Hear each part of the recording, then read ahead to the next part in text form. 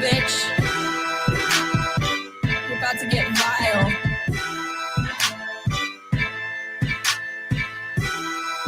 Yeah.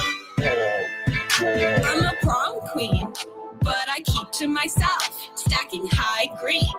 You're in debt to your health. AARP. Ain't shit owed but my wealth. And my oppie's getting dumber every day. Ha!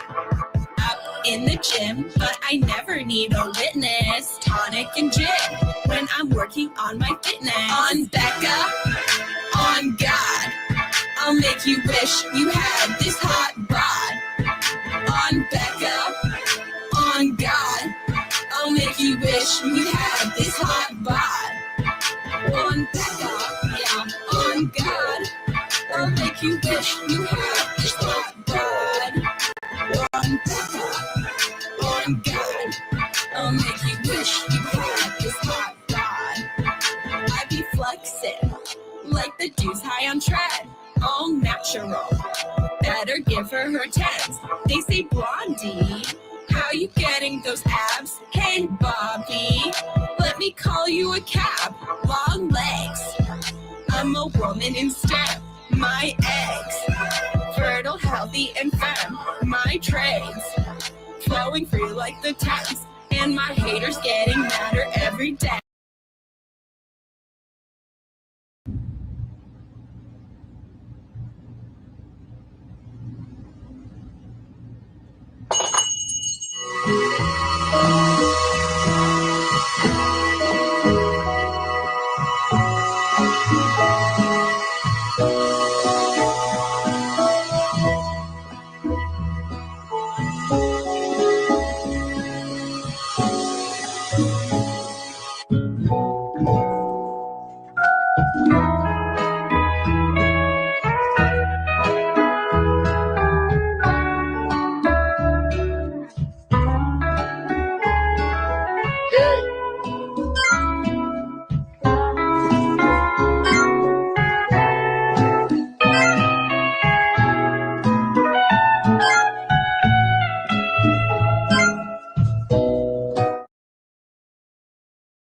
Well, folks, it's been a night to remember, but right now we are out of time. I'm Nick Diamond. I'm Stone Cold Steve Austin. And I'm Johnny Gomez. On behalf of all of us here at Celebrity Deathmatch, good fight, good night.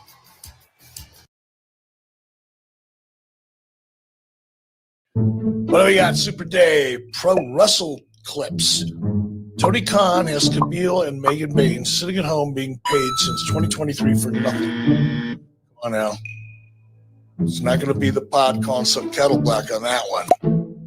Truth is the truth. Becker was more over than Monet. Yes. I'm sorry. I'm reading slow. Becker was more over than Monet and is going to the big times. Absolutely. And I said that. I think I covered that show. In fact, I know we did. And I pointed out, I'm going to go back and listen to my own comments.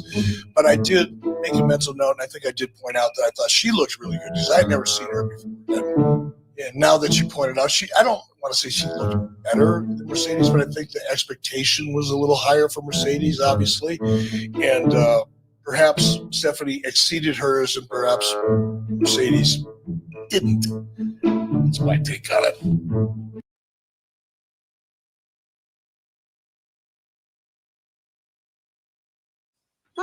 暖かくなるエアコンに変えてください。細長だから快適ゾーン4倍。What's your next desire? すぐ暖かくなるエアコンがいい。細長だからファジー速暖。静かでパワフル。日立の Big Flow. 暮らし刺激人。日立。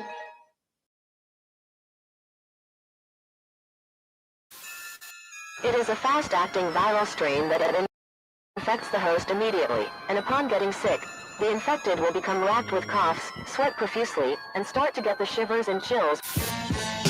There he is, the legend. The man, the myth, the legend. Yeah. You can't literally run a promotion just for the AEW, what do they call them, sickos? Thank you very much, TikTok and AEW. See you tonight. Tony Khan started telling people there's no such thing as long-term booking anymore. It's week to week. The best guy is Tony Khan. We just secured the bag. It's not like I tried to be a character. It was just sort of happened naturally. But it was never something I intended. It was just something that happened because the wrestlers asked me to do things in matches, and I do them.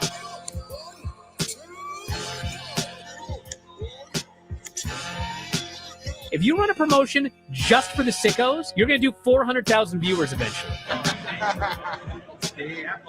Effing Meltzer. Know that SmackDown actually went over and everything? Yeah. You know, What's the point? the point is SmackDown. What are you getting at here? That the DVRs didn't pick it up. Did they not pick it up? Mine didn't. Let's get into everybody's favorite moment, and it is called Dave Meltzer's Dumb Moment of the Week. What would you like to listen to in your ears? I'd like to hear the flute. Well, if you'd like to flaunt your flute, then we can find you a flautist. We have just secured the bag. It doesn't help me. Okay, so complain, but I will complain. Let me have my misery. And when I heard that, I was like, what? Thank you, fuck you, bye, boom.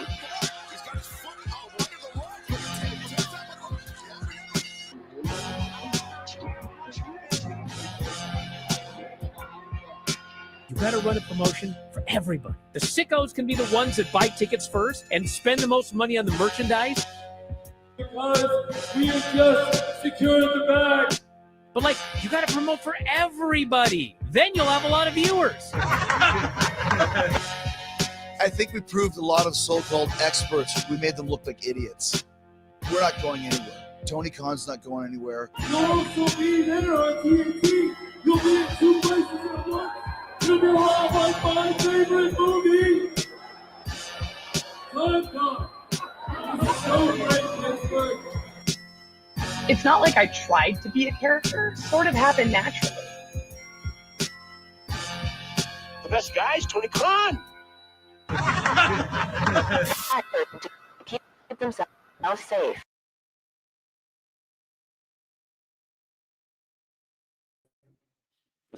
What's happening, guys? Happy Monday afternoon or noontime or morning, depending what part of the world you are in. What's happening, guys? Welcome to another eclectic edition of Netflix and Phil Monday's PWT live show. I am your host, the infallible, the fanatical, and the quite frank Phil Mars.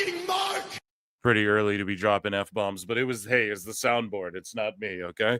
How you guys doing, man? Welcome to everybody, all 55 of you who are tuned in right now as we get this show on the road. It's weird, right? I started last Monday Night Raw or Monday Day Raw.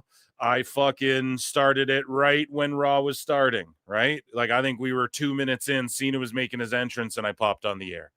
This time I was like, man, let me start a little bit earlier because there's just some more stuff with this whole Jon Moxley debacle that I wanted to cover, because then we get reactions from some of the experts. So you guys can see in the title there, the title of this video. We have Cornette, Dave Meltzer, Vince Russo, Brian Alvarez, Al Snow, more names that I couldn't fit in the title. They all react to the Jon Moxley disgusting botch, whatever you want to call it, with the spiked nails. I'm going to react to their reactions, and that's going to be awesome. We also have John Cena returning to face Cody Rhodes. We're in Glasgow, Scotland. Apparently Drew McIntyre begged to get on this show. Joe Hendry could appear. I'm not saying it. Are you, you know? 1.2 million watching PWT on Max. Yeah. So on Wednesday, we're going to have somebody very knowledgeable come in and break down some of these graphs and some of this. I won't bore you guys too badly with it, but yeah, we're going to have some like Max talk and some ratings situation, some earning, what AEW's actually earning. And again, why are we interested? Well, because everyone wants to talk shit. So let's actually look at this stuff and analyze it for ourselves, and not, you know, and not just trust Meltzer because he doesn't know what the hell he's ever talking about anymore. If you guys haven't yet, the clip of myself and Big Trouble Ben Bishop coming off the back of his match with the legendary Nick Nemeth. He did a Dave Meltzer Dumb Moment of the Week with me.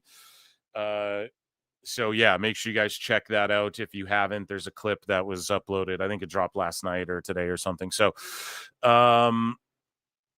today I have a couple guests joining me, maybe 3 or 4 as well, actually, joining me for this Raw watch along today. I thought I'd switch it up a little bit. You know, I like to just keep you guys on your toes with how the content, you know, comes in. And Mondays, I typically am always solo. I don't think I've ever had anyone on a Monday show. Maybe once I've had someone pop in, but typically I just ride solo. So today we're going to bring a couple buds in who hopefully are here and able to watch Raw. It's weird. I like these early shows. I do like them, you know.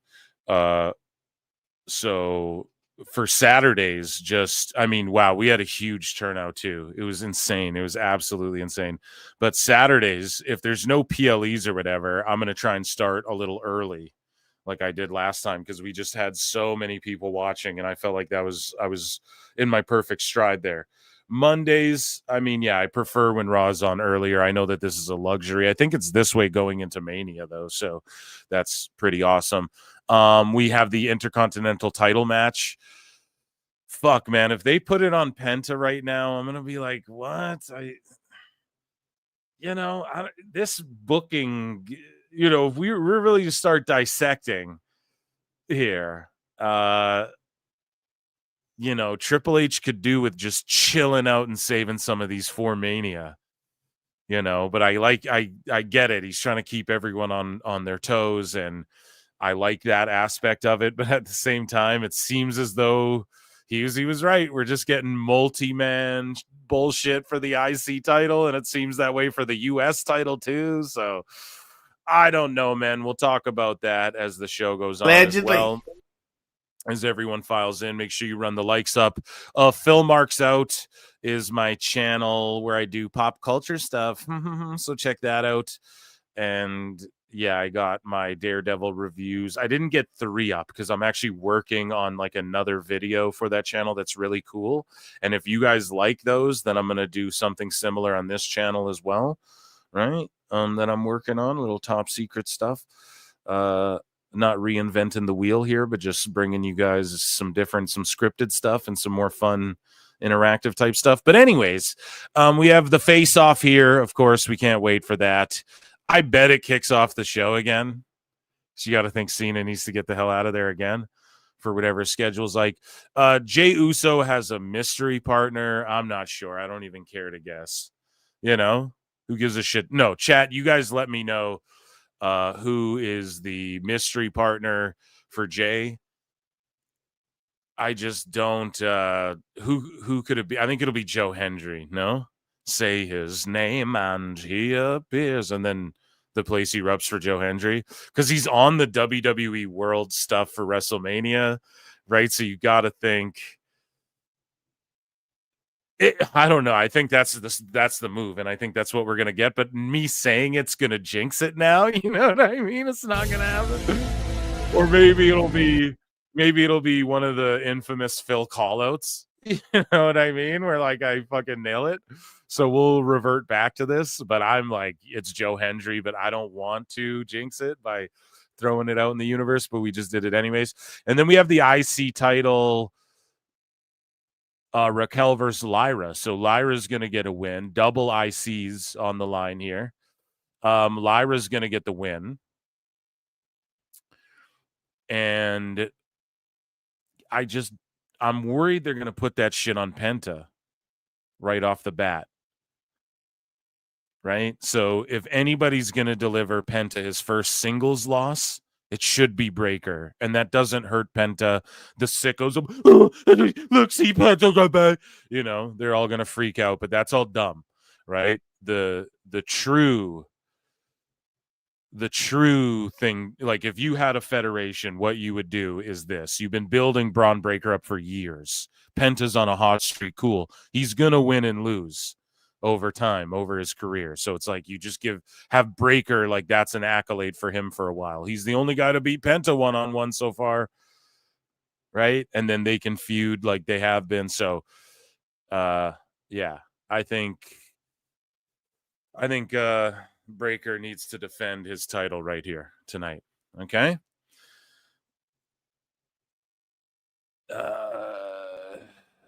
This guy, Tone Hunter, saying, legit, this is the best YouTube channel for wrestling. It's for the normals, not the sickos.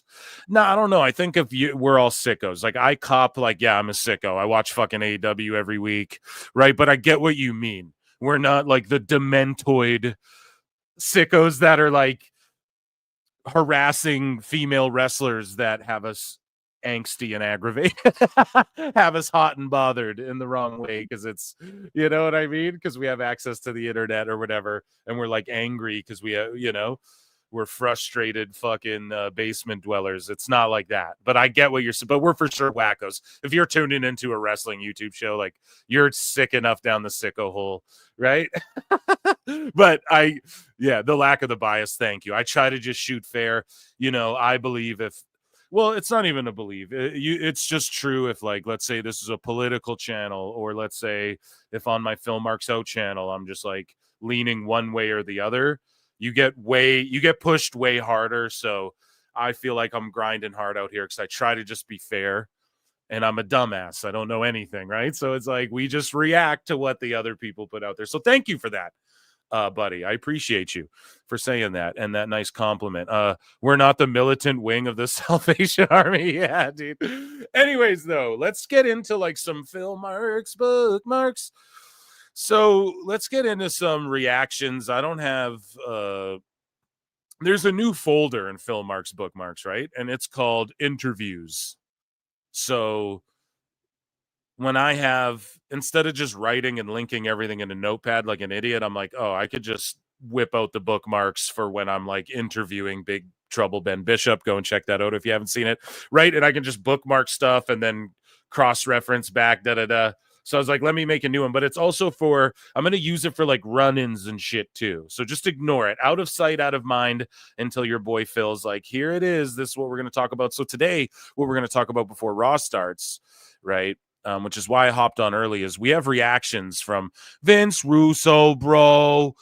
Listen, I invented Stone Cold. Jon Moxley, Steve Austin, you are not, bro. And then Al Snow's like, yeah, come again? No, barbecue sauce.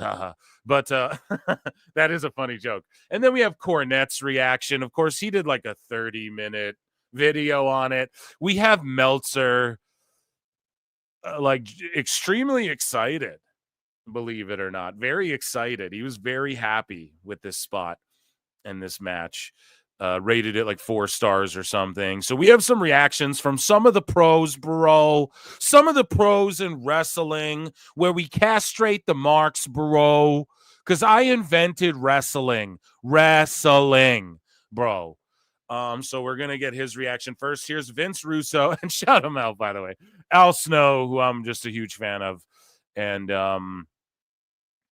yeah, let's see. It's funny too, the Hameen Media Group, they're like tagging Awful Wrestling and Neckbeards because they know they're gonna retweet it.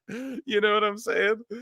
And so not hiding their bias at all with the Hameen Media Group. So let's check in with what Barrow had to say, and Al Snow, the Barrow and Snow Pod Barrow on the brand. Okay, let's look here. Price to pay for Moxley from this stunt, and that's all it is. Again, we've talked about it numerous times on the show each week. This is a stunt. This is all that is. Look at it being pulled out, and it's what Al Snow's saying. It's a stunt. It's like when Chris Angel hangs himself from hooks by his shoulder skin or whatever. It's not there's no allusion to that. He's just stupid, Stunt wrestling. It's done for a momentary shock and awe. There is no long-term benefit to it. There is no long-term emotional. Unless Mox was like a baby face, and then he's like, look what you did to my back, my family, what happened to me, you know? And there, it's not like the comeuppance because all of the phony kidnappings and it's early in the show. Schmurder of attempts, right? Bobby Schmurda. Right? About a week ago. But okay, you guys get what I'm saying, right? Those were cheesy and phony. And then like you'd kidnap FTR, then they'd just be back on TV and they're like, oh, my family. You prevented me from making money for my family, even though I have a guaranteed contract, you know? And they would just pop back up and it's like, well, what happened? Are we just not going to talk about what happened? You know, did they bring you to a Diddy party? What's going on here? So yeah, this is just gross. And we, of course, we broke it down indelibly, if you will, on the previous live show, I want to say. But anyways, enough of what I have to say. Let's get back to Bro and Snow Show, bro. Payoff for it. There's no building of heat. There's no one that's going to get over for it. It's clearly an ego-driven thing of, hey, look how tough I am, and you think this business is fake. Well, I'm going to show you it's real in a real way. All poor decisions. And the worst thing about this, again, now keep in mind, and I think Moxley didn't think it would stab in him. I thought he thought it would just like poke him and he'd kind of bounce off it and it would like maybe puncture him for a second and then just sort of bounce out, you know, because there's enough spikes there. But it's like, no, that's not how this works, you know? I explained it last show. It's in that moment, you're the watermelon. Like when they show you the bed of nails, they explode like a melon on it first.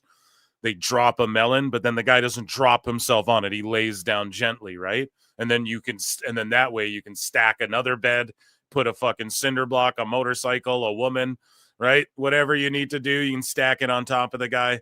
So I think Moxley's so dumb he thought that's what would happen, but he doesn't realize, like, no, that's not how it works, you know? You're fucking dumb, you know? Have said this, look, it's not my circus, not my monkeys. And I had a conversation in my history class last night about this kind of behavior. Told a couple stories about a couple things and my part in instigating it to make it worse. Because if you're stupid enough to do shit like this, then I'm going to facilitate it. Like, go do it. All right. But this is bad business. And it's not just bad business for AEW. It's bad business for everyone.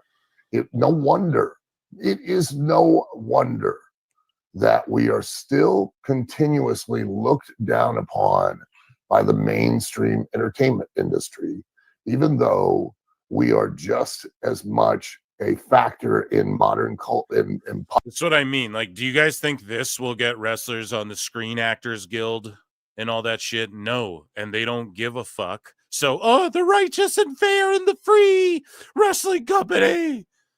But we'll freeze your contract and pull your merch and do shit like this, which instead of like trying to, Tony could be the arbiter of like, yeah, we're going to help these guys unionize and shit, or at least get them recognized. But once that happens, he can't then, you know, the game's over for him. He benefits more by being like, I'll give you 10 million for 2 years, Edge, or whatever. And, it's fucked, man. It is kind of fucked. Not that, I mean, whatever. I'm all for like the independent contractor thing if that's the road you choose, you know. But it's just a matter of like Moxley doesn't care. His checks are clearing. He's getting his 3 million. He doesn't give a fuck how this impacts the future. Jack Cartwheel or one of these kids on Evolve, right? He doesn't give a fuck.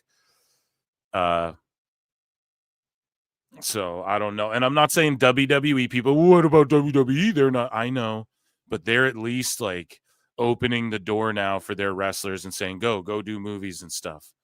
Not that AEW's not, but once that happens, then they get under the Screen Actors Guild and all of that sort of stuff. It's like Yeah, I don't know. It's just weird. This is very backwards for like the progressive wrestling company. That's like, oh, just wait till the match. Like Adam Devine was talking about, oh, at the pay-per-view, it was bloody, it was awesome. And I seen some sicko be like, oh, wait, the masses are going to start waking up.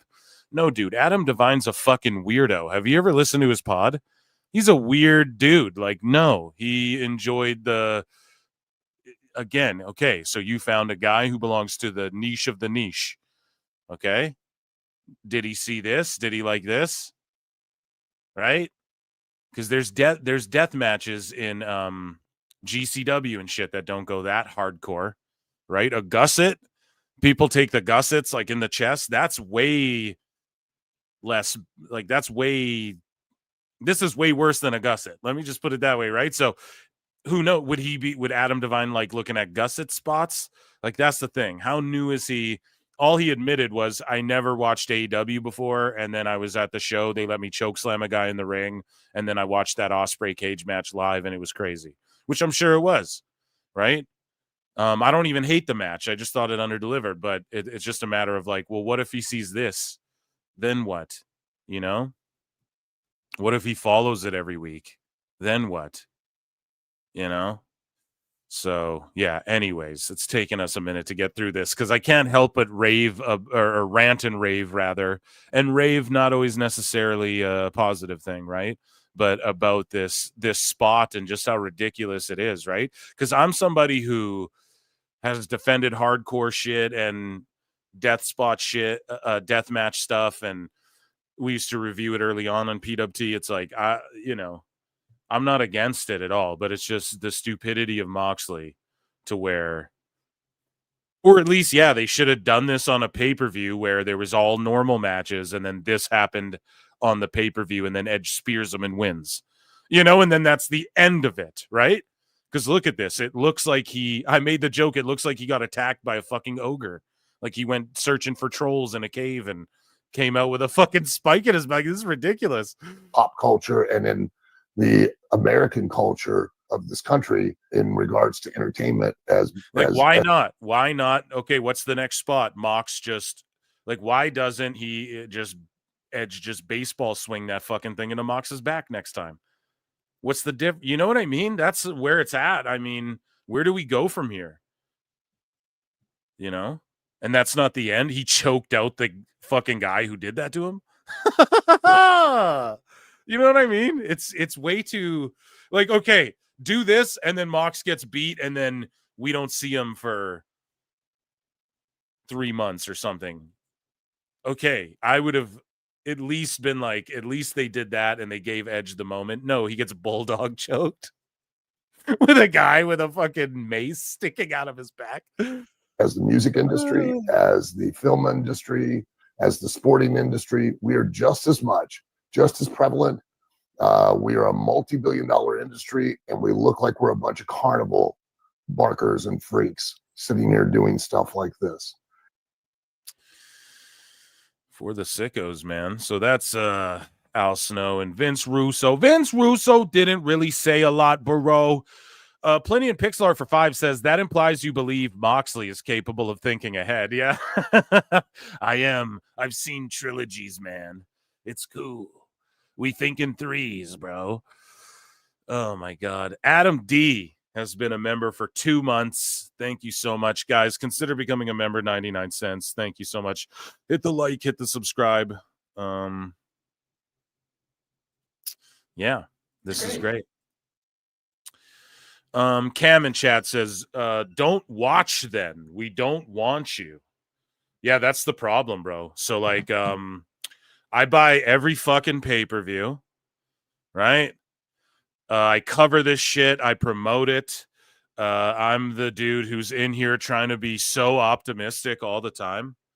And you fucking sick redax come in here and go, don't watch it then. Meanwhile, 200,000 people a year are jumping off the fucking train. And I'm still trying to hang in there. I'm still standing. And you're crying about it and saying, don't watch. Trust me, people aren't watching. It's a fucking problem.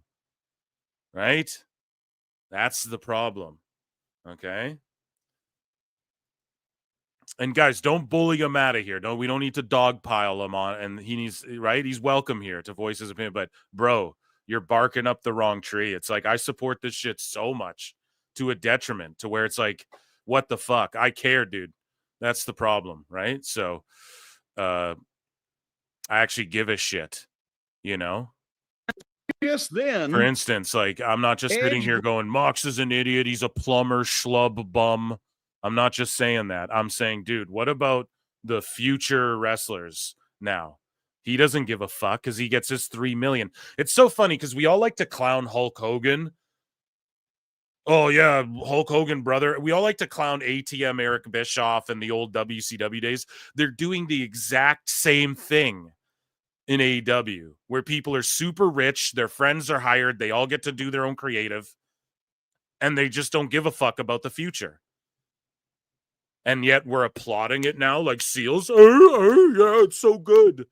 Why? No, fuck you, right? I will keep fighting. You just keep sitting there and eating your fucking pig slop and just going, okay, yeah, it's good just because it's not the Fed. I hate Vince. It's not the Federation. You know, fuck all that, dude. No. Constructive crit. And hey, you don't like it? Go back to my show where I'm ripping CM Punk and Seth. Oh, I bet you don't talk about WWE, Drone. I was just ripping Punk and Seth for their cage match. I just ripped it. You're here. It's Monday. We did that on a Raw. Welcome, baby. Welcome. Watch. I probably might rip something up on this Raw too if you sit around. Okay. So, yeah. Welcome, freaks. We have so many new people. We're blowing up so big. We have so many new people all the time. So welcome. If you guys don't know my stance, fence, sit, and fill here. Okay. I try my best with this AEW shit. It's been really bad the last couple of years though. If you've been a fan since day one, like myself, they've bitch slapped you in the face the last 2 years as a fucking fan of AEW.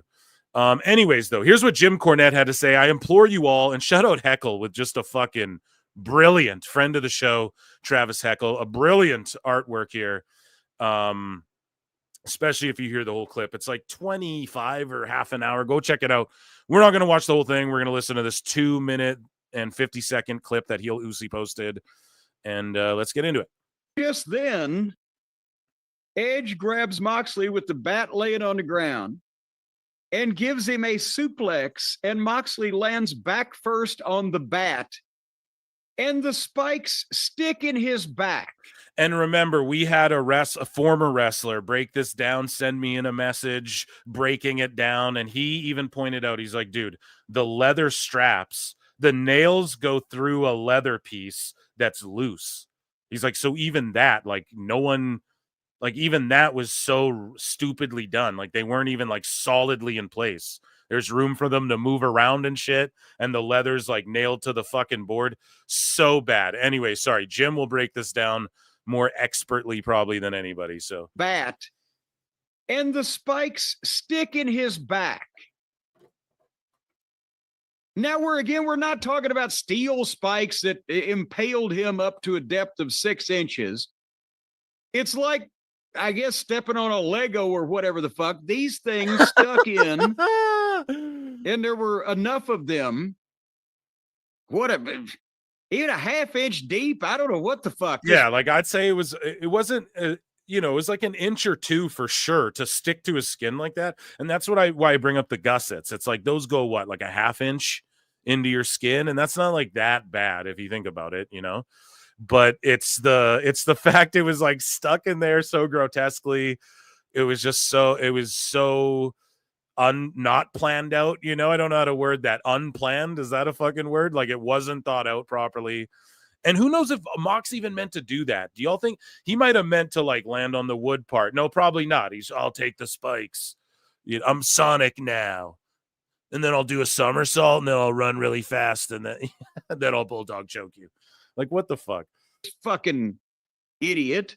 But they stuck in deep enough, and there were enough of them that it was stuck in his skin, and you could see it pulling his skin, and he could stand up with the bat in his back, and it was hanging off of him, and the referee was looking and didn't know what to do, and they fucking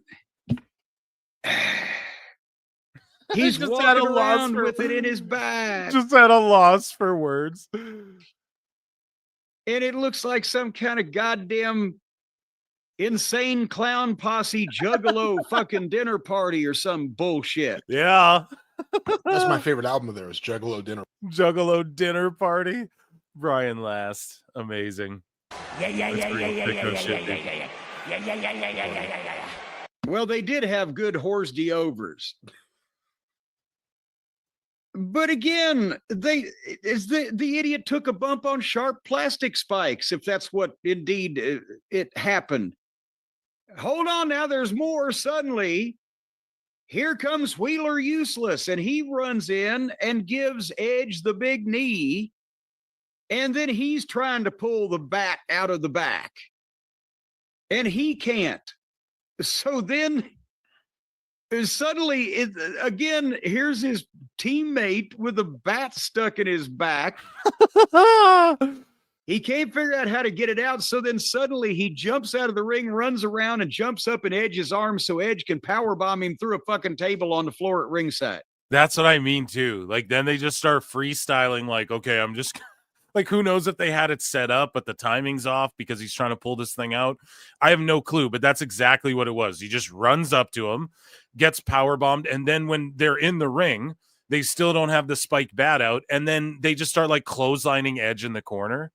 Like clothesline, and you're just sitting, and then they're like trying not to show it on camera, and you're just sitting there thinking like, this is the worst match ever, man. Like Edge better win this. He better spear everybody and get the W here. No, like there's no way that wasn't supposed to be like the finish, but they couldn't get the spike out of his back. No, they go into like spear through the table. This shit happens. That shit happens. Bulldog choke. Edge loses. Like, where do you go from here? Mox has survived an exploding barbed wire super kick boot to the face, to the fucking head, and a macing to the back. It's just insanity.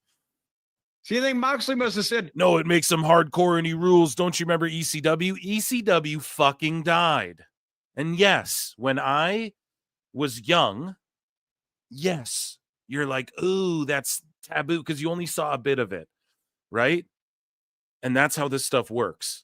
It works in you know how this would work if the FTW title was just Moxley's division and they're like, this is the FTW rules, hardcore rules, anything goes, and then Moxley just brought like the more modern death match element and it was like their death match division.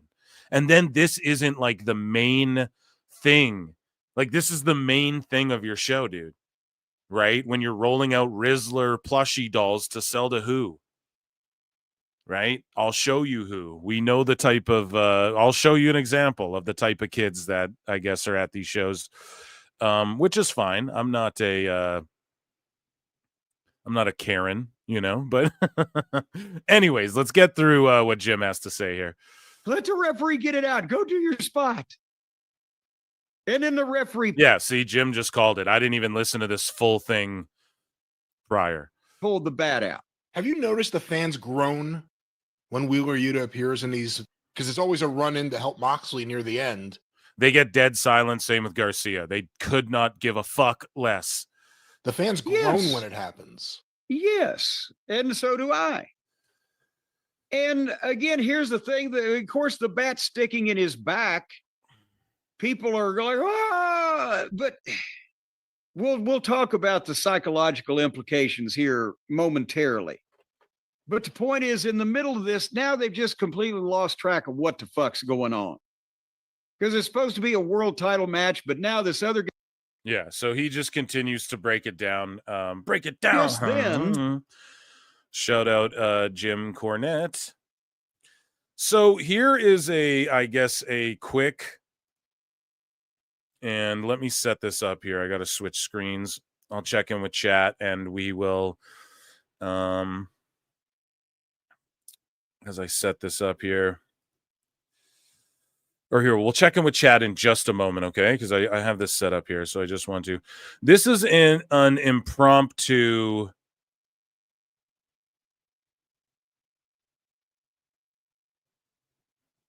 Let me see here. Boom. You guys can see that. This is an impromptu, I guess, Dave Meltzer's dumb moment of the week. A little Brian sprinkled on top. So nice, had to hit it twice. So here is their take on the whole. We're gonna watch this whole 7-minute thing or whatever. And here's their take on the whole Moxley stuff that went down here. And Dave, so George Capture, the top mod of the Top Pod, DM me, and he's like, dude, it sounded like Dave was pleasuring himself when I listened to it. He's like, it was legit concerning. And I was like, dude, You what? I would not be shocked, you know. But anyways, here's their take. We saved the best for last. Yeah. For checking out this video, don't forget, like and subscribe. Don't like that's right. Go and like and subscribe to my shit right now. We had Mox and Adam Copeland for the AW title in a street fight. And they start backstage brawling, and then Copeland tries to steal the briefcase. Moxley sends him into a bay door and takes off. They brawl into the crowd. They brawl around ringside. Moxley's trying to choke him out. End up with a paradigm shift on the announce table on Copeland. So Mox works him over for a while. And then big superplex. They show Prince Nana watching backstage. And then Copeland gets his bat covered in nails. He gets in the ring, and Mox hits a cutter. Mox sets up a table in the corner. Copeland gets the bat, and he whacks him in the gut with the bat. And then he puts this bat on the ground with all of the nails pointing up. Think about just what he's been saying this whole time. It's utterly fucking ridiculous. And yeah, I don't know, man. We changed Brian's name. It's not Lion Brian anymore. It's Tryin' Brian, okay? Because he's trying at least to, you know, get through this and give Dave, like, you know, he's trying to be, you can tell he's like disgustingly getting through this himself. But he's going to be like, oh, it's kind of, 4 stars, you know, but he's trying, okay? And he gives Moxley a vertical suplex onto this bat. And this bat in his got back. stuck in Moxley's back. The nails got stuck in his back. I don't know if that's what he intended, but it happened. And so he sat up. But I mean, the thing, aside from getting it stuck, when the referee and Wheeler Yuta tried to get the thing off him, like they couldn't get it. Well, here's off the him thing. that easy. He gets his bat stuck in his back, and he sits. Yeah, his bat's just stuck in his back, you know, just casual, like a fucking scoop slam. It's up, and man, he realizes that he's got a bat stuck in his back, and so He's got nails stuck in his back. Well, it's nails. It's not a bat, Brian. Well, actually, it was technically nails. No, it was the whole thing, like the nails. And this is the thing, right? Dave knows what that wrestler sent me last live show. Dave knows that. Someone told him, well, no, Dave, it was actually the nails were strapped to the leather. So, and then the leather was nailed to the wood. So technically the wood. Dave he can't just, a bat. If I went, it's the same thing with this fucking suplex off of the cage. If I ask somebody, just a normal person, hey, is that a bat stuck in that guy's back? They'd be like, holy shit, that's a bat stuck in that guy's back. Oh, technically it was the nails, Brian. Well, except for Tony Khan texted me, Brian. And in fact, it was nails. Brian. Right? I get text from Tony Khan. You don't study the business, Brian. You don't study the deathmatch business. Best guys, Tony Khan. Just stupid, man. Not a bat. He is it's going the nails. It's not the bat. Brian's like, bro, to regular fucking people, it's a bat. It's just like the suplex off the cage. Right? Well, Seth wasn't standing on the cage, so it wasn't technically off the cage, you fucking marks. Or are you more of a marky, smarky Mark in the Funky Bunch? Like, what the fuck are you talking about, dude? If you go to a regular person, it looks to them like Punk's laying on top of the cage and gets suplexed off it. if you go to a regular person and go, oh yeah, that bat's stuck in that guy's back. Like, Dave, what do you think Brian's saying? That he like it's Mortal Kombat and it's like finish him, and the guy sticks a baseball bat impales him through the chest with it, and there's like the wooden blunt instrument sticking through his chest, through his back. Like, is that what Dave thinks we're talking about? Or Brian's trying to, like, Dave, stop with your semantical bullshit. God damn it. Sorry. Continue. We get a minute in and I'm already raging at this guy. Milk this for all it's worth. And he slowly gets to his knees. And I think the referee asked, like, do you want me to take it out of your back? And he said, no. Like, no, that's not what happened. The referee went there and started pulling on it, and then it didn't work. And then Yuta's, and then Brian's like, and he milked it for what? Like, it was him selling. No, it was him legitimately going, there's a fucking, Moxley doesn't sell shit. And you can tell from after they get the bat out of his back, and then Edge spears him through the table, and Mox is fucking laying there, and he's like looking around. And it's like, you're on television, bro. Like, sell this shit. And so, and people go, what do you want him to do? It's like, well, sell it properly, you know? Like, you were a WWE world champ. This is crazy. So yeah, what Brian's trying to say is, like, he's trying Brian. He's trying to, like, make it better than it was. Or like, oh, Moxley's selling it for what it's worth. Dude, he had a bat lodged in his back. You know, well, just the nails fell. It was actually just the nails. Some conversation. And so you never saw a guy so slowly get to his feet and so dramatically slowly walk around the ring like he's Frankenstein with this thing sticking out of his back. I mean, he milked this for all it was worth. And then Wheeler hits the ring. He lays out Copeland, and he goes to take this bat out of Moxley's back, and he can't get it out of his back. Yeah. And so, you know, he goes to do something else, and then the referee comes over, and now the referee's got trying. Brian knows better, bro. The ref tried to get it out first. If I'm mistaken, maybe I'm wrong. It looked like the ref was like pulling on it, and then he's like, no, whatever the fuck. The ref is the one also who communicates between the wrestlers, guys. So instead of Mox yelling across, hey, there's some shit stuck in my back, I need a minute, the ref has to run over to Edge and tell him, especially with the fucking table spot or whatever that was coming up. And with Jim's dissection, what my belief is that I think Mox was supposed to go out of the ring after that shit. And I think he's like, you run and take that table spot. And that's why Yuta just ran up and took that fucking spot or whatever. Because I don't know, whatever. I'm listening to these are the experts, supposedly. I'm just taking their shit and I'm sort of puzzle piecing it together myself. But that's irrelevant, right? None of that even matters. What matters is how fucking Brian's trying to spin this thing here. Like it was some genius sell job. Hey, dude, let me just stab you with this sword. See how good you sell it. Like, you know what I mean? Yeah, you're going to take a long time getting up from that, dude.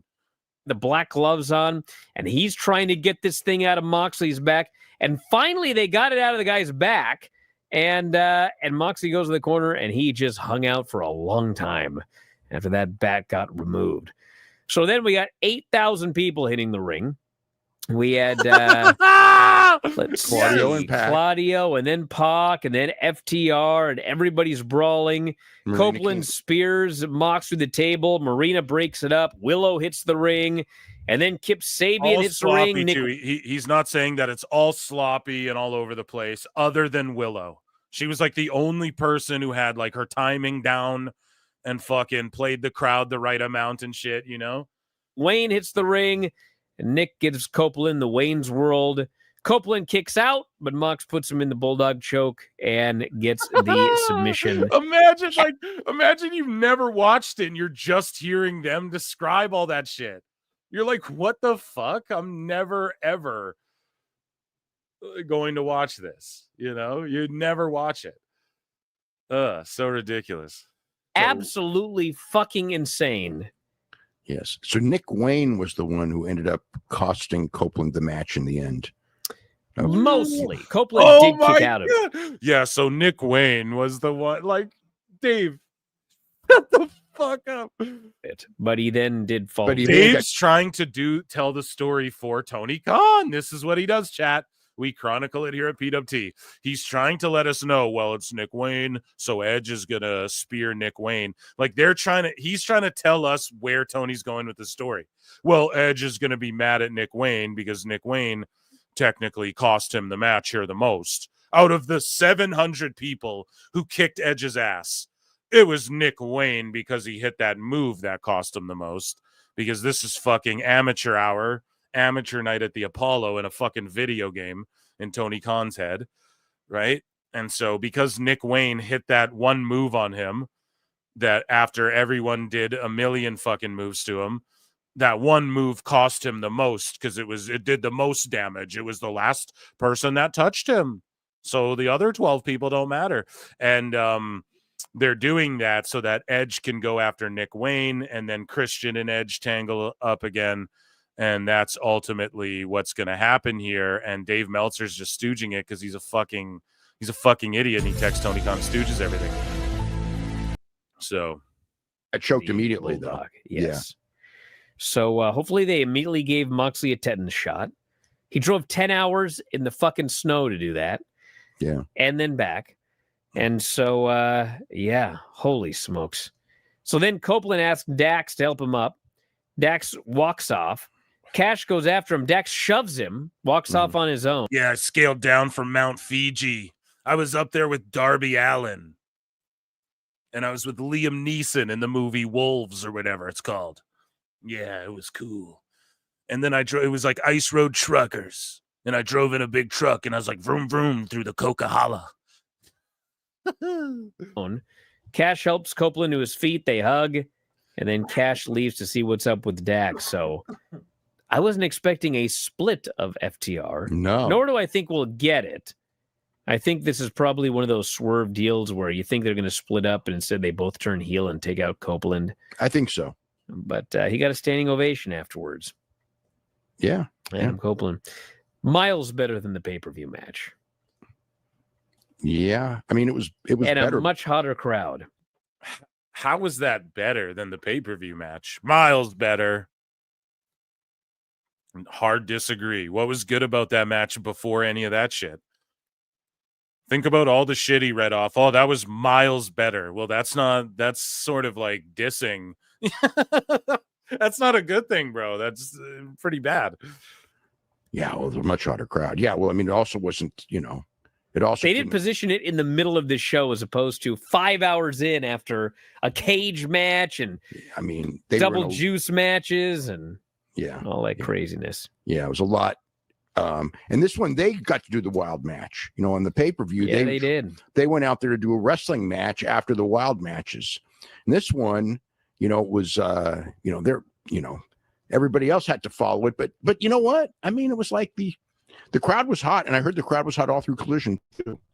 So I mean that was the one thing I heard that they were very happy with the crowd because in a cold.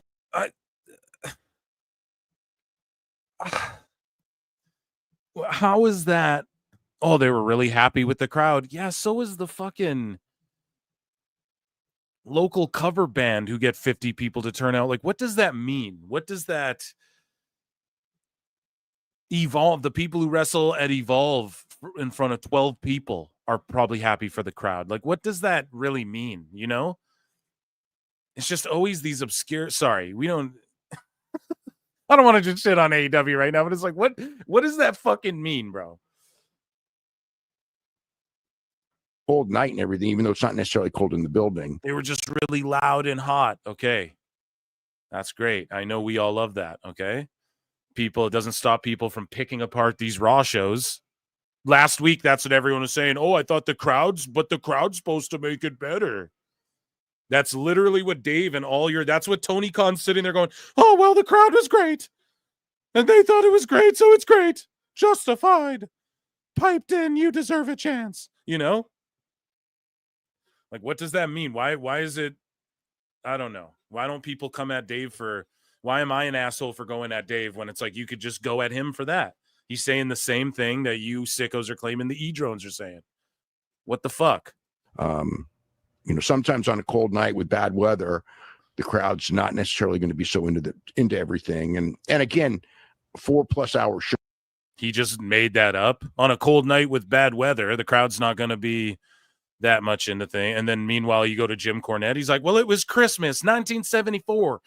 It was a Monday night. Fucking place was packed, and they were throwing the babies in the air, So Dave, again, it's like when you go 30% roughly. It's like, were you there? Well, no, my correspondent texted me. Like, shut up, Dave. Show, 4.5 hour show. And maybe a little even longer, but you're roughly 4.5 hour show. By the end, you often get tired. And I heard that the crowd was very up for the last match, which was the Jalisco man. If you love this whoop-de-doo, Basil, what does it all mean? And these are the type of kids. So I'm like, think of the children. And people are like, what are you, some kind of Karen? Well, I dare you to tell me I'll ground you. this is the kind of kid, like, look, dude. And this is all good. I mean, if this is for show, people will be like, oh, what are you so uptight and everything? Listen, I don't know. Let's just see. It's funny. And the rules are, like, growing up for me too, is like at the matches, you can get away with flipping people off, cursing, chanting along. But yeah, I mean, this is the spiked bat in the back, and they're gonna sell Rizzler dolls to this little girl potentially. And I mean, yeah, they're eating it up here. So again, it's a niche of a niche, an already niche wrestling fan base. You're catering to the niche of that. I thought I popped for this interaction. People are getting uptight about it, but yeah, these little shitheads, I guess, are who. I mean, if their parents are cool, like, I don't know. I watched hardcore matches growing up, Mick Foley and all that stuff. I saw some thumbtack spots growing up and stuff like that. So the hardcore title was a prevalent thing. So am I one to speak? I don't know. I think that's different than like hypodermic needles and then an impaling with a bat and then guy falling off a crane and can't walk, and then you bring the Rizzler out there and it's like, okay, a guy getting pizza cutter during a Domino's commercial,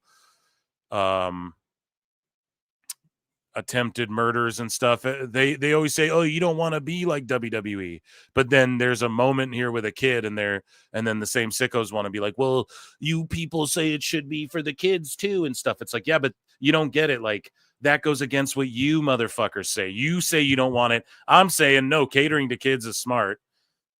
And it doesn't mean catering to kids doesn't mean you're WWE automatically, right? But yeah, I don't know. Again, I don't want to be a Karen about this. I'm not going to tell craziness. And then they pull the belt out. I love that, though. I don't know. I popped for this as well. And I just wanted to bring this to the show and go, look, we question it. We're like, what about the kids? I don't know. There's a kid there having a good time. Does he get scarred for life from this? I don't know, man.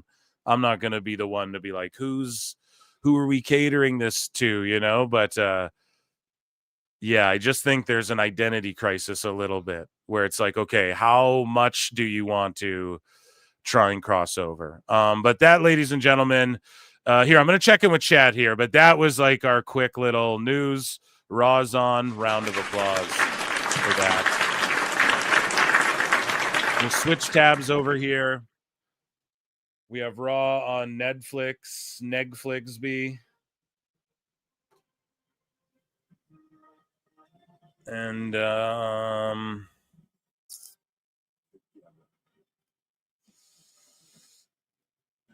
yeah, it's good shit, pal. This is Allegiant Stadium in Las Vegas, home to the NFL's Las Vegas Raiders at home, 26th night for WrestleMania. And tonight, the road to WrestleMania takes us 4,902 miles away to the largest city in Scotland. This is Glasgow.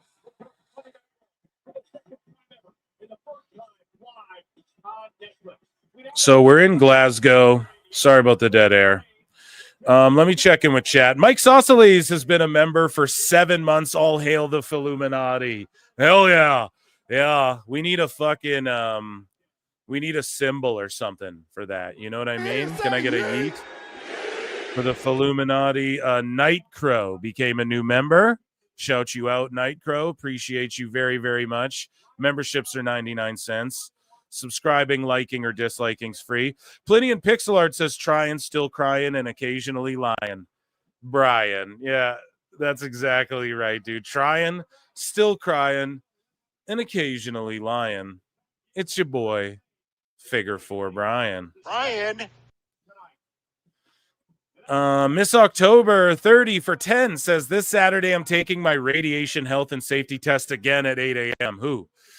Next Sunday I start my EFDA expand function dental assistant. I will be busy for a while. Well, I'm fucking super happy you're here now. Try and tap in when you can if you need a brain break or whatever. You know what they say. Sometimes in life you got to be a hoe. All right? So you got to just tap in with PWT sometimes and be a little selfish.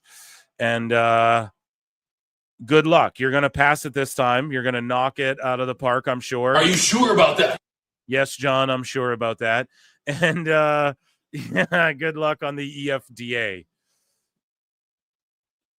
EFDA. And yeah, I'm sure we'll hear from you. Raw's about to start, I'm sure, with John Cena again. So let's lock in. Yep, we got Cena on deck. Crowd erupts. Turning this up. We're locked in for Raw. And I acknowledge our super chatters and members and everyone here today. Acknowledge me.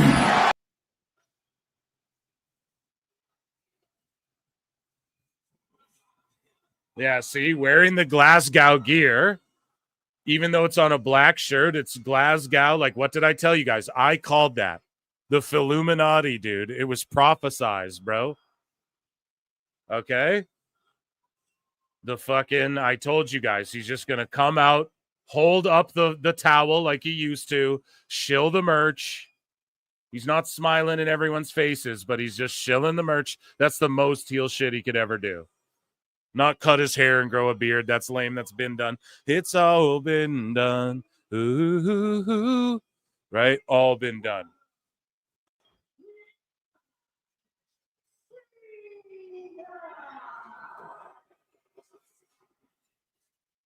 We are here for it, chat. Here tonight in Glasgow, Scotland. Millions of WWE fans were stunned last week as John Cena turned his back on the WWE Universe. IWC shit all over no new merch, and it's like, yeah, that's the point, you morons.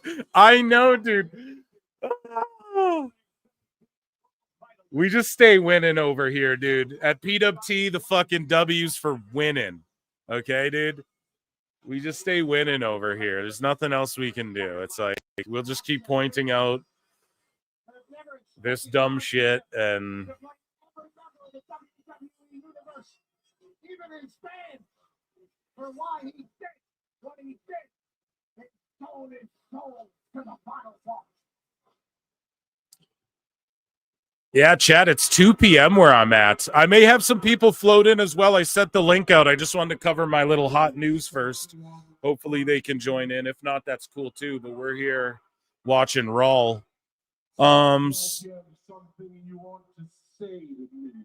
Damn, he's real healing. Joining us now on the show from Alt Jake's Takes On, it is Alt Jake.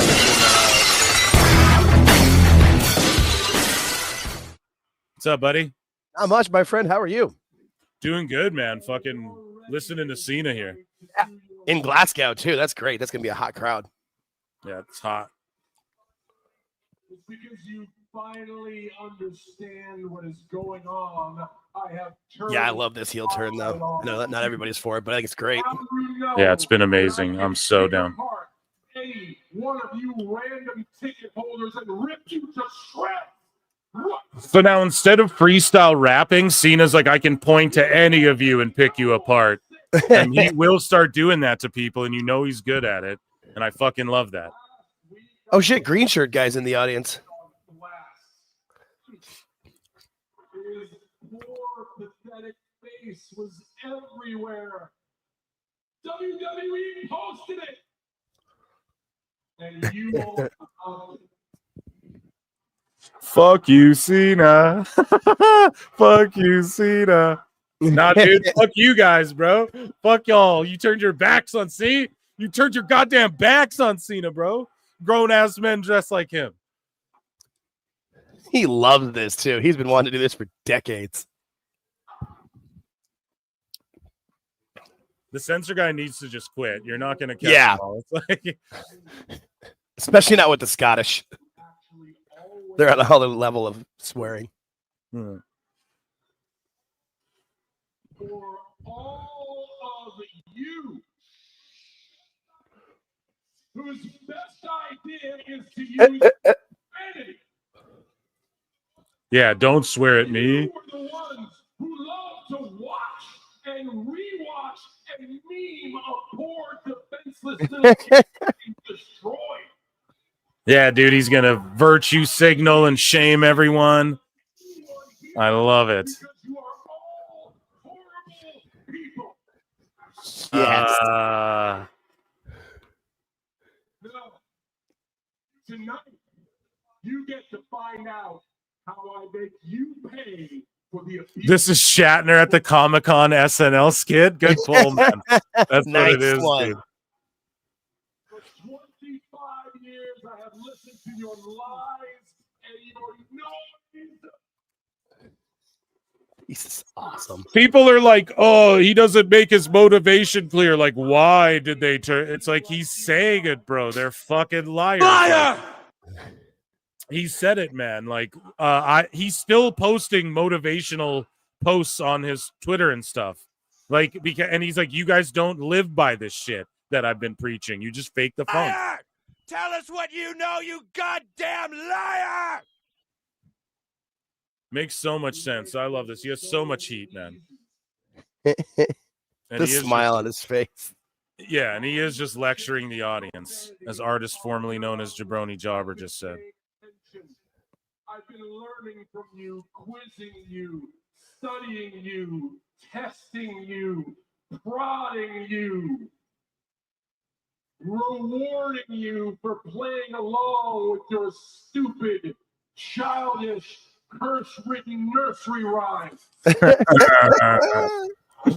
Was that before or after you started telling people to eat these nuts and ruck fools and shit like that? Ruck fools. Oh my god. Do you remember that? Yes. Dude. The doctor. Dickory duck. This bitch was sucking my cock. Oh, Corey Wilson was on my.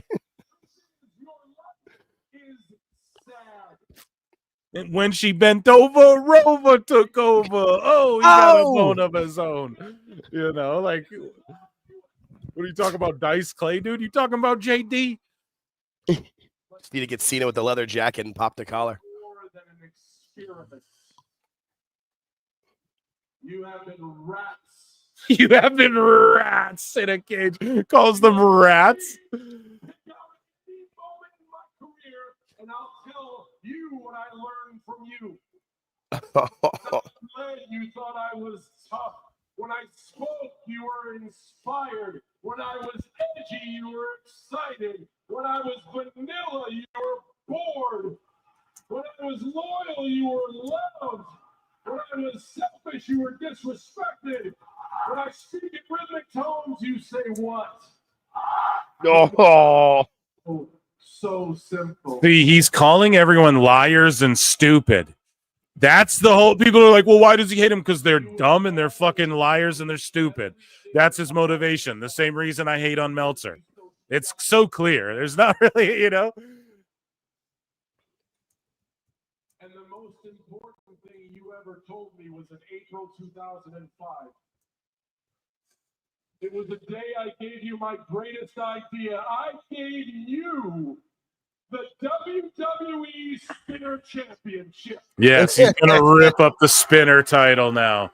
Let's go. Rip that ugly ass shit trash belt that everyone has forced to carry around. All you have to do is Google negative comments about the spinner belts. You all told me loud and clear. See, dude, he's held this resentment for years. That's why he's gone so savage. I changed your championship into a toy, and the championship is not a toy. The championship is a symbol. He's still bitter and petty about the spinner belt. That's why these promos are so great. There's so much realism to them.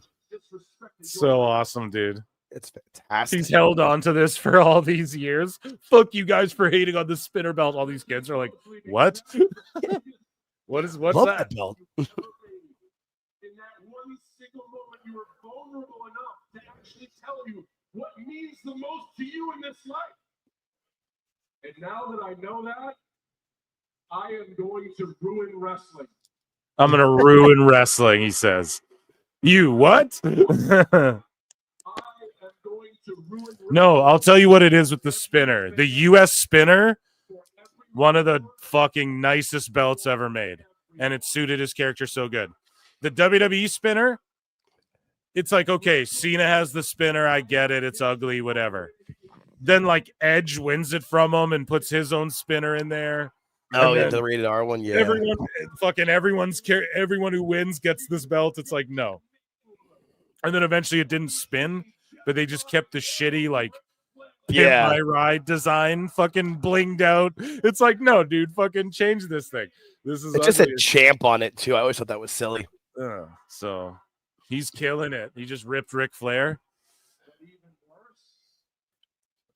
I'm going to win that championship. Flair's gonna melt down harder than he did on Kill Tony. Of every superstar of this entire business, of every fan in this building, I will win that championship and retire with it. Oh, CM Punk style. With me. He's gonna win the belt and retire with it, dude. You to create a brand new toy belt because the real one comes home with me. Nice. I will be the last real champion in WWE. So he's gonna win the belt and retire with it, and then Revenge is best served cold. And I pay you back by ripping your heart out and forcing you to watch as I just walk away with your memories, with your traditions and your dreams, and there's nothing you can do to stop me.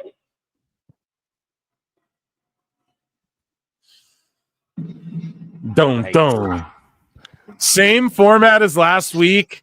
People are gonna rip this up. Clearly, Cena's got a plane to catch or something, but I don't know. Hopefully, they get physical this time, and it's not just talking again. Cena just fucking destroyed right there. And his motivations are clear, and I love that he's like, I'm going to win the belt and retire. Now, he doesn't mean I'm going to win it and retire right when I win it. He means like, I'm going to win it, and then in my retirement tour, like, no one will take it from me. Yeah. So if he wins it, that doesn't mean he's retiring that night. It means like he's going to try and run away with it in this run. And very CM Punkish of him, right? Like now, yeah, that's my first thought. Like you live long enough to you either die the hero or live long enough to see yourself become the villain. He's becoming like who was his arch nemesis, sort of in a way, right? Like kind of the way he sort of became the Joker, even though he fucking detests him so much, right? It's in The Dark Knight. Phil marks out. Subscribe to that channel, but but yeah, fucking. It's sort of like that. And he's pulling the Punk here. Like, I'm going to dip out with the fucking belt and ruin your tradition and all this stuff. And that's really cool. And Cody Rhodes represents all of that stuff through his lineage and just the way he carries himself and the way, because he is a throwback, you know? Cody Rhodes is a throwback. Oh, yeah. The way he holds the belt, even the way he carries the title, too. Yeah. And when he gives the weight belt to the kid, that's like Bret Hart shit. That's what it reminds me of, you know? He's sort of like an amalgamation of a bunch of different, like, throwbacks, I guess. I don't know. He's like the Voltron of baby faces. I did, when you talk about the spinner belt, I did like it when Miz had it and he had the WWE turn to the M. Like he had the logo turned upside down. That was a good use of it, but that was about the last one. Marcus Smith in chat says he sounds like a butthurt ex. Yeah, that's the fucking point, dude. That's good. He just sounds like he's just whining like a little bitch, and we want to see him get beat up, for talking shit. So it works, man.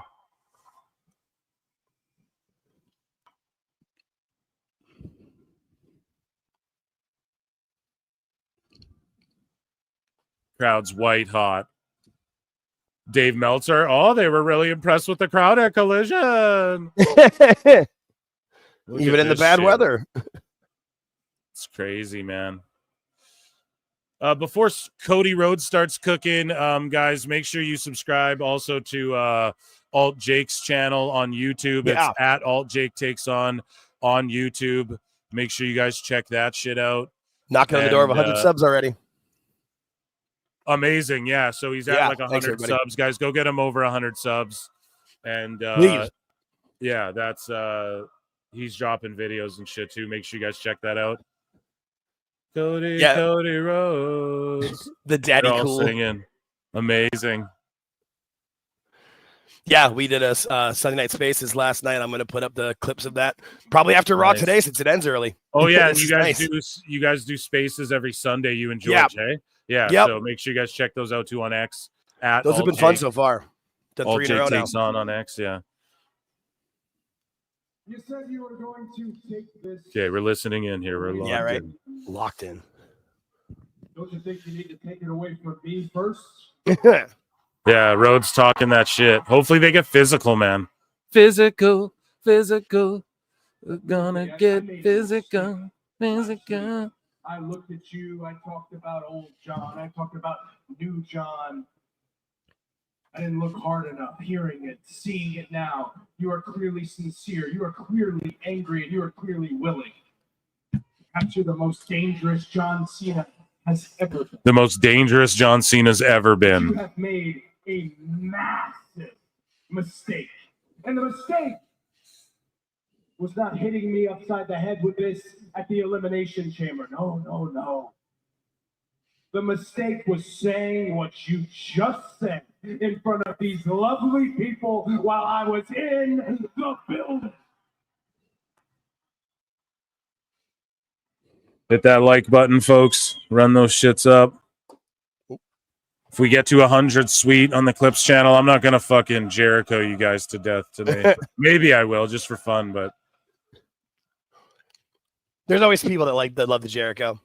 Yeah, and at the different time, too, I get it. Like, most people have to watch a replay, I get it, but I ain't missing this, Raw's too lit. Yeah. Listen to this crowd right now. Collisions was better. Miss October 30 for 5 says the arena lightens up to the top to bottom compared AEW. We can see the crowd because it's full. Yep.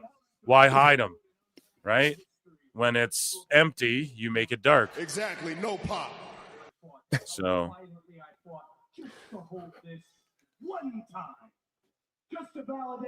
you're absolutely right, Miss October.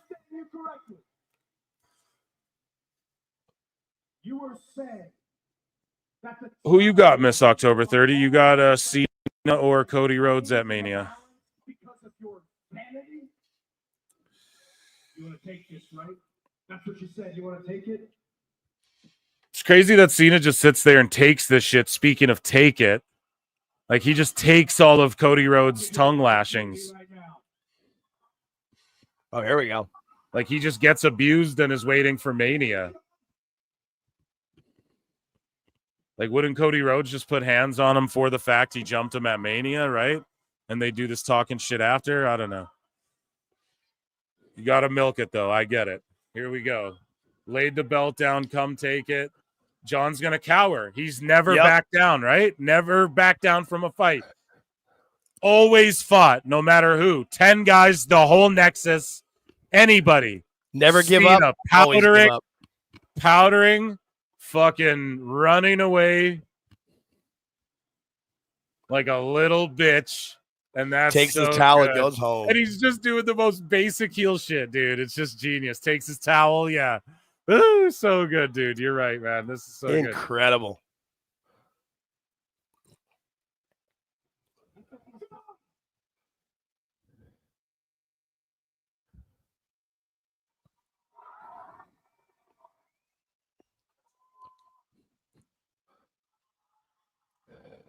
He's going back, and then he'll bitch out again. Yep. He won't actually go back and fight him. Right? He said it before. Like, you fans are just so easy to manipulate. Like, you make it too easy. See? Walks away. The dude who never backs down, he just backed down.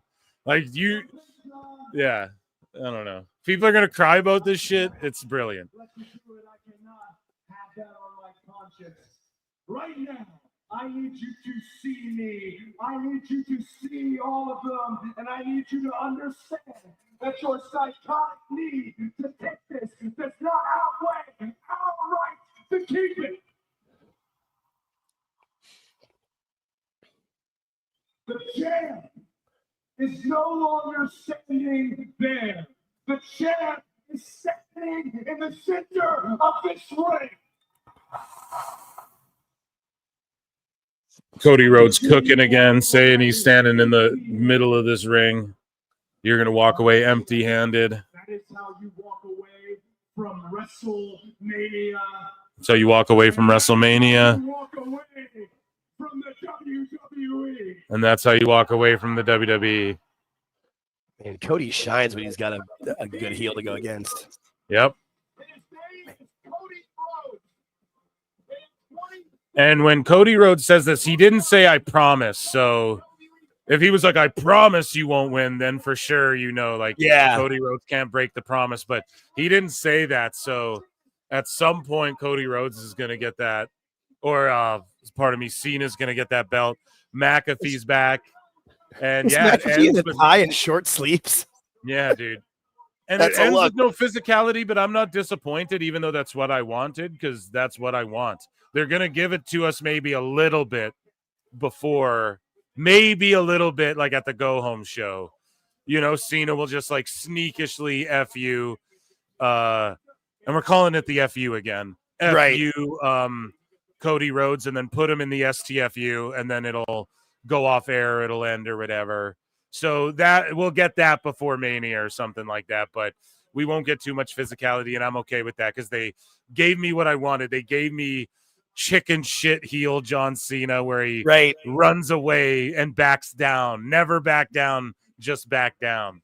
Right? So I love that. And because last time it wasn't even like a back down, it was just like a mutual, okay, we set our pieces, let's part ways. But this time, Cody Rhodes is like, here, belt's on the line right now. Let's throw down. And so, yeah,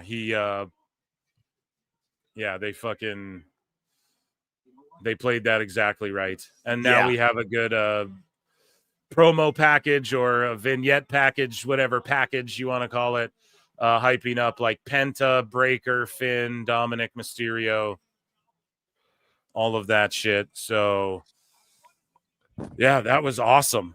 Yeah, that was fantastic. Whew. So we might slide over to some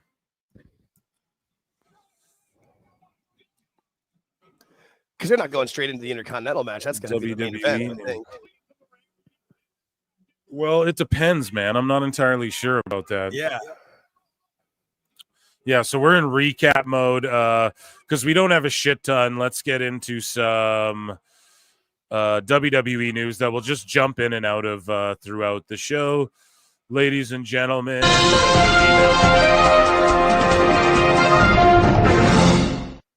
So Pete Dunne, Trent Seven, who's with Maple Leaf Pro, I think, or I don't even know where he's with. But they reunited and did the Triple H entrance at OTT Wrestling. So the Forbidden Door, the Prohibited Portal, and Pete Dunne doing indies. He's going to be at GCW as well. So they paid homage to Triple H as well.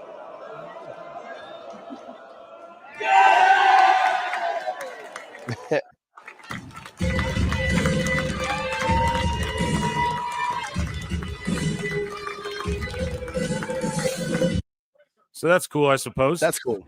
Yeah, shout out Pete Dunne. Pete Dune, whatever. Julia made her return last night at WWE live event in Bartow, Florida, attacking Cora Jade and seemingly signaling that she wanted her title back. I think they're going to break the titles off of Vaquer sooner than later. I think they just gave them to her for her to have that accolade. Also, it wasn't an injury. It was a visa issue, apparently, Jake, that kept her back for just like they didn't know. They thought she was going to be unable to compete for a minute, I guess. We don't know. It didn't seem like she was injured. People had saying she was injured. I never thought she was. Well, heading back over to Raw, Jey Uso's partner, we did jinx it. It is fucking Jimmy Uso with Jey. So let's get a yeet. So I thought it was going to be Joe Hendry. Me saying it did curse it. My second guess, not to sound. Oh, he's wearing a kilt. He is in a kilt, dude. That's amazing. Not to sound lame and pull like a Chris Featherstone and like, oh, that's what it was. But I had an inkling. I'm like, it could just be Jimmy. Because, like, think about it. The bloodline reunited, but we never seen them, like, actually reunite. So I was going to say it could be Jimmy, it could be Sammy, or, like, just someone in the bloodline, you know? Because they reunited, but then they're like, we're all just kind of doing our own things, you know? So, but I don't want to be like, that's what I thought it would be, Jimmy. But I did think maybe someone in the bloodline. However, it is Jimmy. It is not Joe Hendry, unfortunately. So I'm disappointed, but again, I'm disappointed in like my Mark fantasy booking. There's nothing to indicate like why would they put Joe Hendry on that slot when they have people who actually work in WWE who deserve that, like a Jimmy Uso, you know, and he can yeet it out with his brother. And this can be their entrance when they team up again as well. Eventually, when they go full time together, we'll just get a whole fucking yeet party. Unfortunately for Jimmy, he'll always be the second fiddle, except for when it comes to dives to the outside. And this is cool for the Glasgow fans too to get to see the Usos live. Yeah. So like I wouldn't be disappointed. I'm not disappointed. This is sick as fuck. One of my favorite tag teams who had to win me over too. The Usos had to win me over time. I'm also not sure what's going on, but I'm not getting a commercial in the US right now. It says it's going to be back in a minute 50, but yeah, I got Jimmy and Jey in the ring right now. Yeah, this is what I get every week during the commercial. You get that little timer in the corner. Okay. You just get to watch the shit. So you guys are on the Canada Netflix here. We're on the international feed. This is cool. Yeah, Elon Musk fucked something up in the Matrix, and you guys are on. There's been a slipstream in the simulation. Keep an eye out for fucking deja vus, dude. Means the fucking Smiths are coming for that ass, Jake. Ah, shit. Keep that. Somebody drove a Cybertruck into the server. Double the yeet. Is it because of the time difference? Yeah, they might have just fucked up. You guys are lucky. Don't talk too much shit. VPN for the win. Yeah, don't talk too much shit, guys. Don't blow up WWE spot. We know Triple H is watching, dude. We don't want to blow up the spot. No.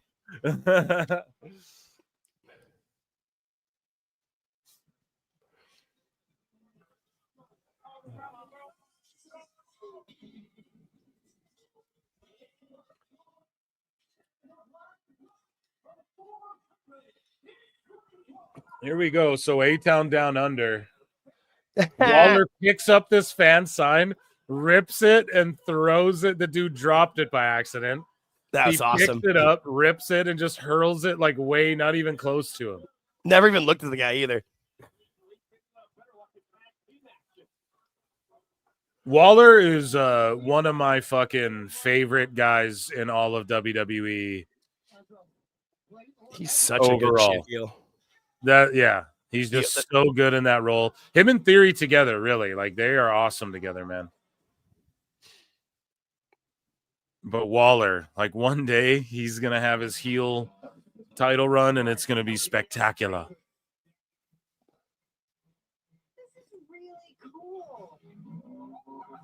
Oh, Stephanie's Places, right? Stephanie's Places. Yeah, I'm probably not going to watch this show. Maybe. Yeah, I'm definitely going to watch this show because I like the other ESPN shows with the Places stuff that they've done. They're usually just interviews and like they'll kind of dip into some documentary type stuff. They're usually a quick, easy half hour. Yeah, I I'll probably might wait check till they're for like the all Roman one because I'm curious, right? But I don't know about. It's like she's gonna go hang out with Triple H. What are they gonna do? Like, right. They go run errands. They pick up their daughter from school.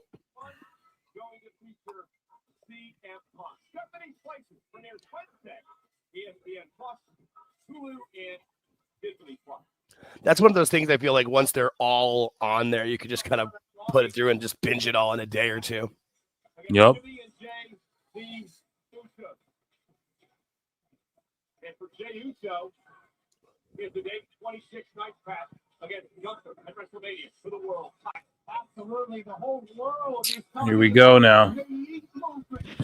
The Yeet movement. Yeah, they said on WWE LFG that Gunther was main eventing WrestleMania. Now, I don't know when that shit was filmed, but if it was like, let's say 9 months ago, you know, it totally could be. I don't know. I don't know if they meant, like Shawn Michaels said it, Gunther, like on the preview for the next episode on LFG. HBK was like Gunther is main eventing WrestleMania. Did you catch that? Did you watch LFG, Jake? I've seen the previews of it. I've only seen the first 2 episodes. I'm a little bit behind on it. Oh, but I okay, see the yeah. previews So of it coming in. But I know Gunther was going to be. I know CM Punk was recently on it. I didn't realize they said that about Gunther. Is it one of those things too, where they're just kind of saying like there's 2 or 3 main events each night, but really we all know the last match is the main event? Because I still feel like it'll be that women's triple threat will be the night 1 main event. Yeah. I still think it's going to be Jey and Gunther leading off WrestleMania altogether to get the crowd hot. But we'll see. Know. I think they're gonna do the whole confetti fucking yeet That would be cool, fireworks. too. He's yeeting the fireworks. His family comes out. The bloodline come out and congratulate him. Fucking, That would be pretty dope. Yeah, Roman comes out and like hugs him and like makes him he puts the one up or whatever, you know, and it's like he acknowledges him like you did it, you know, gives him fucking all that, and it's like a big moment. I think that's what we get, man. That would be cool. Yeah. And then we get heel Cena beating Cody Rhodes night 2 to end Mania, and we're like, oh shit. But we get the feel good moment night 1, and then night 2, it's like, oh shit, what the fuck's gonna happen tomorrow on Raw?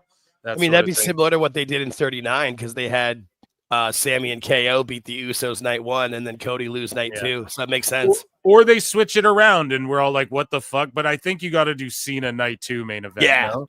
You got to for do sure. that. So, yeah. For sure.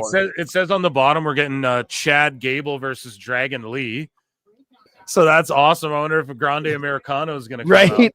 The luchador. Yeah. Yeah, they're having fun teaming together, man. The Usos are so good together.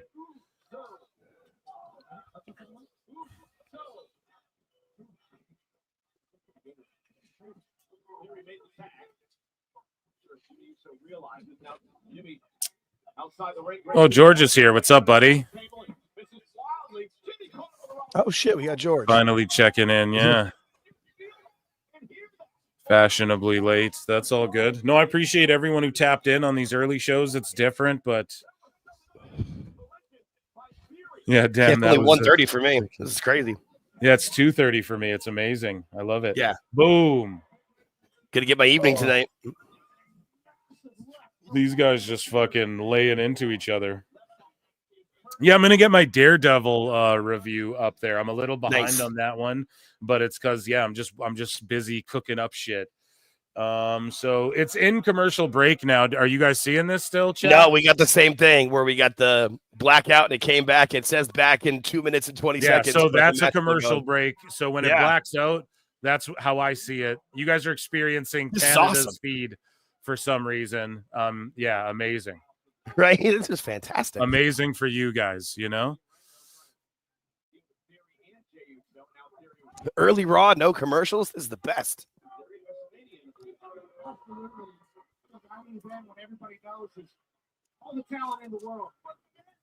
The seat, the training, the discipline, just in between the ears, the 6 inches in between the ears. Yeah, that's awesome. You guys are experiencing what it's like. You don't know what it's like, you know? You guys are fucking getting the whole vibe. This is how it is in Canada. Yeah, they must be airing the wrong shit, but yeah, we're just gonna not blow up Right, we're just gonna roll with it. No one's complaining. anyone's spot here. Big Jim.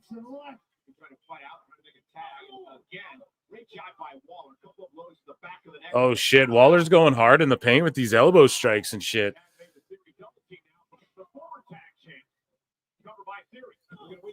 Yeah, that's a sick double team. The fucking draping him on the ropes, then jumping over a stomp to the abdomen with the 1 foot.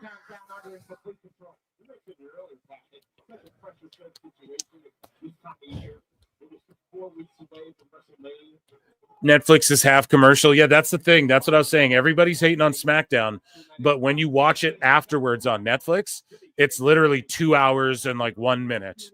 2 hours and 28 seconds. So yeah, when you guys are watching it, man, you're sitting through an hour worth of commercials. That's draining no matter what it is. If you didn't have to deal with that, these SmackDowns aren't as bad as everybody's saying.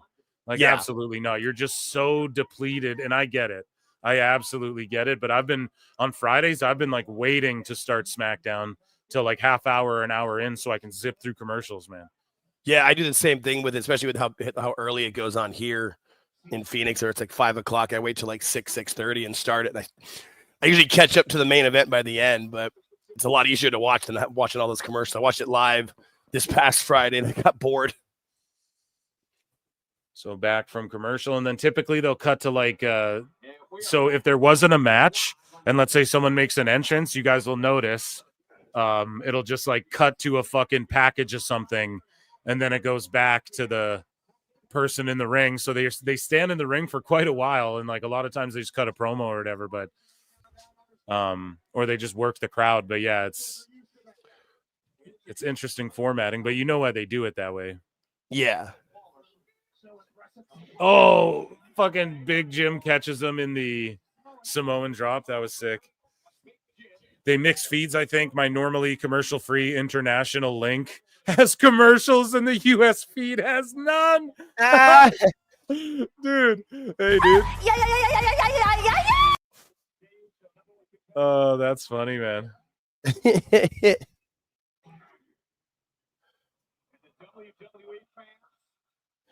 Yeet.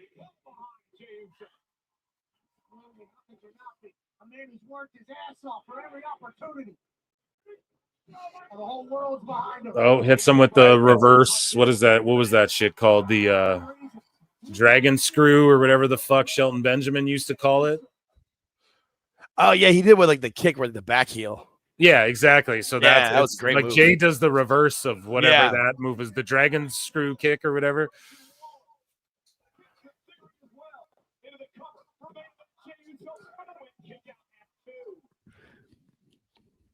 Hell yeah.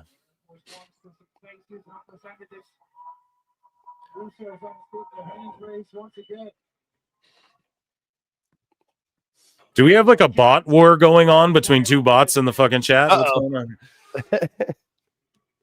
Botism is and Emperor Ken are throwing down, dude. Sounds about right. Yeah, fucking bot wars going on. Robots. There's more than meets the eye, Brian. Robots in disguise.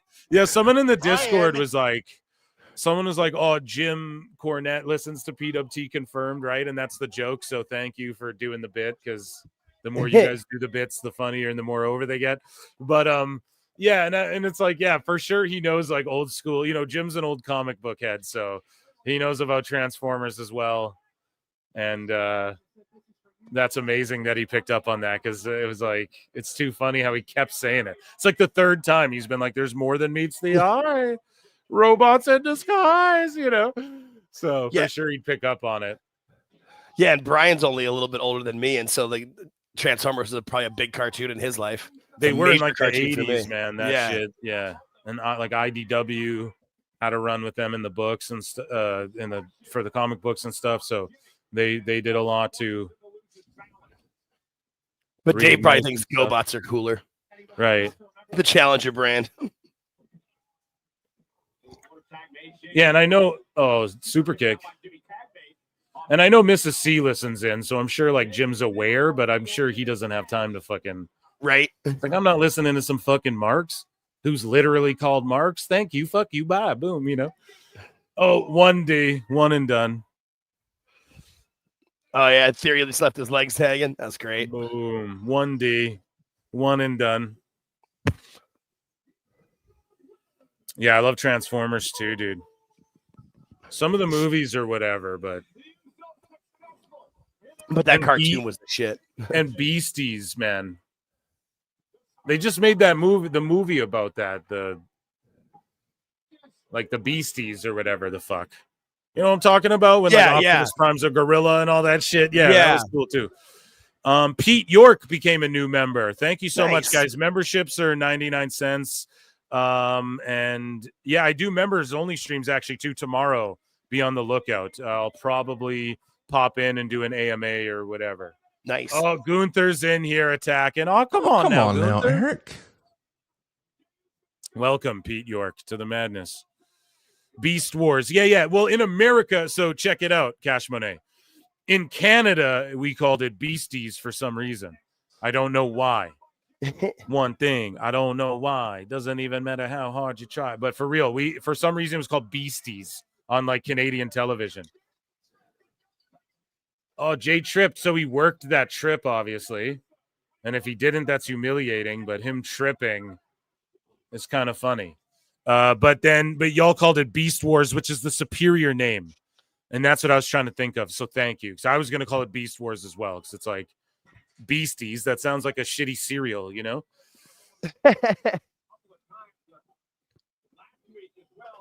Beastios.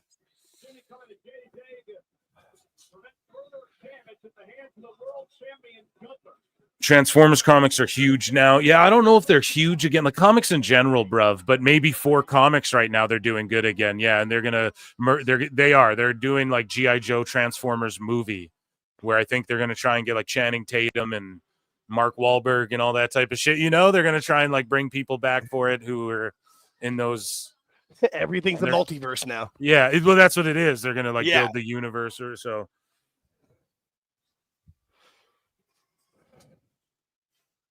It turns out that Channing Tatum and Mark Wahlberg are brothers. Look at this explode. Look at this explode. Look at this car flip and turn into a robot. Look at this ninja flip and turn into a robot. Directed by Michael Bay. Yeah, exactly.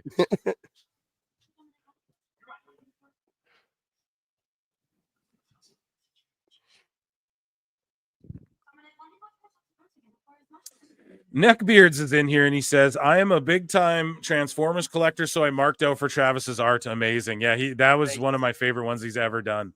Yeah. Travis is awesome.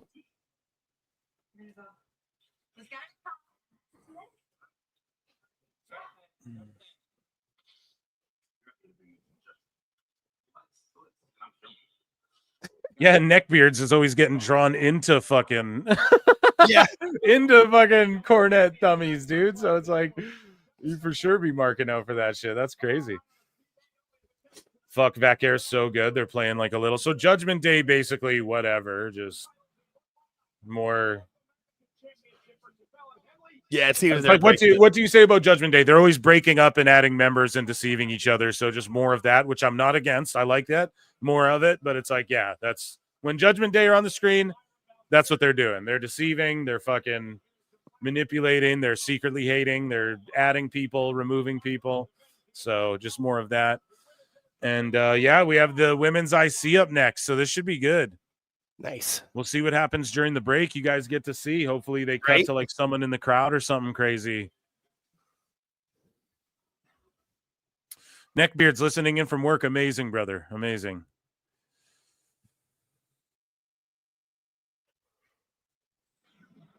So are you guys seeing this? No commercial. Let's fucking go. We got the belts. soccer legacy belts. So you're a soccer fan, Jake. Tell me about That these. second belt. That second belt is my team with the bird on the ball. That's my team, Tottenham. We actually that's probably the only title we'll win in my lifetime, but that's fine. That is my team until they kill me. You like these belts or what? They're cool. I mean, I wouldn't ever really probably want one of the sports belts for myself, but they're really cool. If you're like a big fan of one of these teams and it's like, you have your house decorated in them and whatever, that's really cool. It's a good look.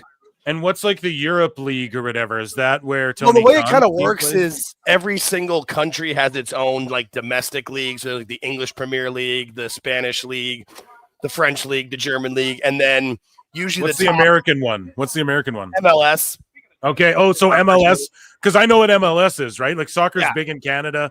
I'm not like the hugest fan of it. I played it when I was younger and stuff, but so MLS it is like the American League. That's the main American, one. Okay, American fuck version yeah. of it, yeah. That's raw. And then the Okay, anyway, European sorry. teams also like the top 3 or 4 teams in each league. Then they also play in the European Champions League, which is basically like their playoffs and Super Bowl and what everybody watches when they're on TV there. So that's what those belts are representing, which is smart because tons of people are fans of those teams. Hell of a moneymaker. Hell of a moneymaker. Yup. So let me see here. There was something in chat that I wanted to read out and then I lost it. WWE no longer sells the Jacksonville Jaguar belts. Are you for real, dog? That's crazy. I didn't know they ever did. Well, yeah. Well, hold on a second, Jake, because I'm not here for that. I'm not here for that, Eric.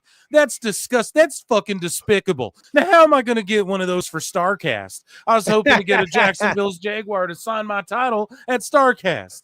That's not very fair. I collect all the titles, Eric, and I really wanted that Jacksonville Jaguar belt, Phil Marks. That's not very fair to laugh at that. Okay. And I say, fuck you. You shouldn't get Lex Luger to go in the Hall of Fame, and you shouldn't get Sting to induct Lex Luger in the Hall of Fame. Eric, I'm not. Now, if you head over to Save with Conrad, I'll sell you a replica Sting.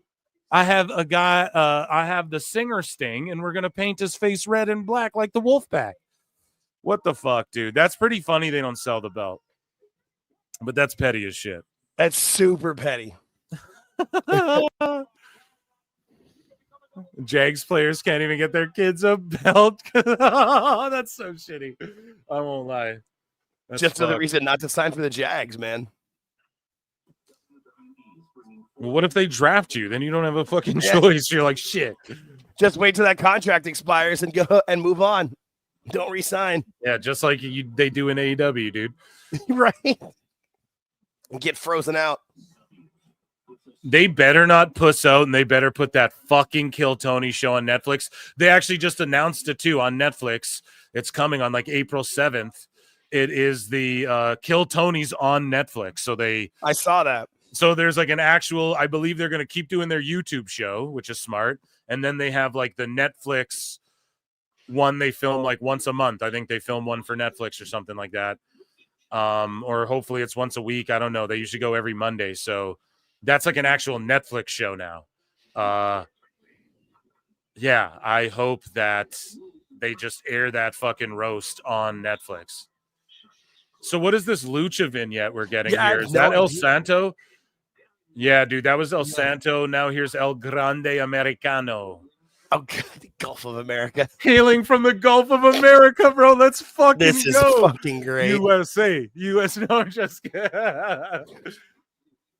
El Grande And Americano. look at these like AI generated pictures of this guy. Like, where did they get this? This is crazy. The world's newest sensation, El Grande Americano from the Gulf of America. This is so legit. This is my new favorite fucking guy. The Luchador. I love this, man. Grande Americano's my new guy, guys. My guys. This is my new one. I fucking love it. I'm going to ask Conan about.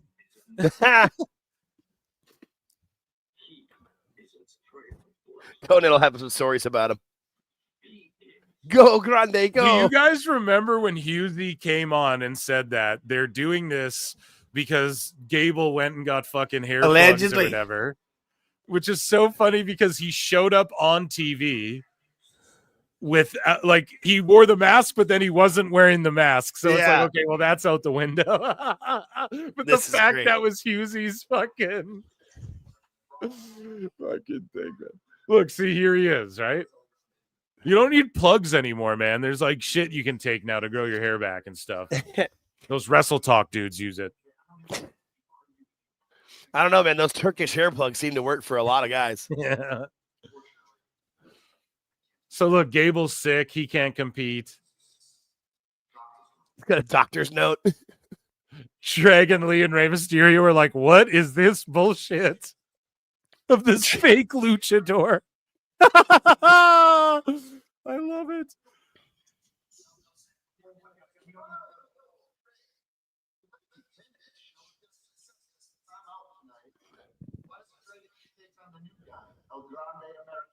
Oh god, I love this. This is gonna be great.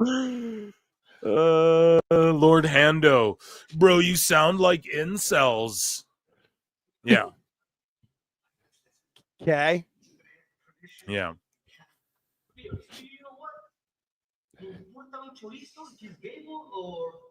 The format of this stream is terrible. Okay, bro, we had like 600 people watching on Saturday. Right. Yeah, just check out my view, bros, and then go just go cry into your Joshi pillow or whatever. You know what I'm saying, Doug? You're welcome to hang out and hate though. That's cool too. But yeah, you're just triggered over my Mercedes Monet tweet earlier. It's literally all it is. Richard Gadd, the actor from Baby Reindeer, dude. Have you ever seen that show, dude? That show is fucking. Dude, watch it, man. It's intense. It's like based on a true story, and the actual woman like went on this talk show, and her fucking texts, like, and then all these stories came out where she was doing this crazy shit to other people, man. It's insane. It's actually a really insane story. Damn. Phil falls for the bait too easily. No, dude, I just like to bitch at morons, you know? It's like, I don't give a fuck. It's fun. Yeah, dude. Gives me a chance to go, well, actually, there was shitloads. I'm blowing up on YouTube right now. And there's people with fucking 10 times my subscribers, and we outdraw them live because you fucking guys are the best. You know, you guys always tune out for the show. Tune out. Yeah, that tune in rather. Not tune out, hopefully. But yeah. See, Lyra's always got to get her ooh shit over. It's like, no, stop forcing them to do your shitty thing. You know? Fucking female Kenny Omega here. I try not to hate on her, but it's just like I'm just not into Lyra. I don't know what it is. She's a great wrestler, but that only takes you so far. Yeah, so just your charisma doesn't connect as much. She is I talented. see how Lord Neckbeards. I see how Lord Hando got his name. This is his lover. Yeah. Yeah. See, I talk to the haters too. You gotta fucking let them know we see you, bro. Just gonna hate and run away. It's all good. No feelings are hurt.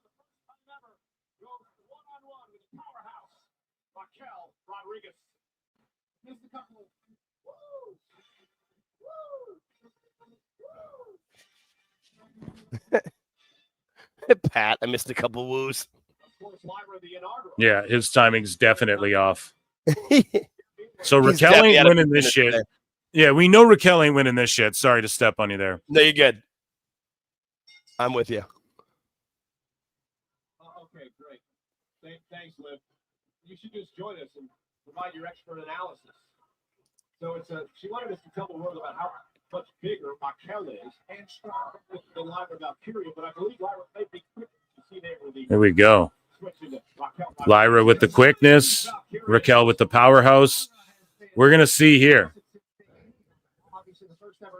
what Raquel can do when you don't have Liv selling her ass off in a Right. fucking tag match. Yeah, making everyone look like $1 million. Yeah, just bullying her around. Damn.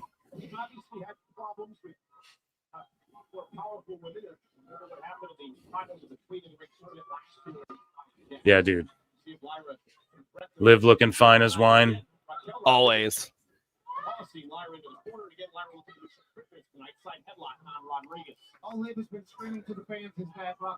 Yeah, I don't know what Lyra's got to do to get over. I just feel like it's like a Seth Rollins effect with me where it's like, what is she right now? She'll figure it out one day, but right now you're just like the chick who wrestles good with feathers, who wears feathers.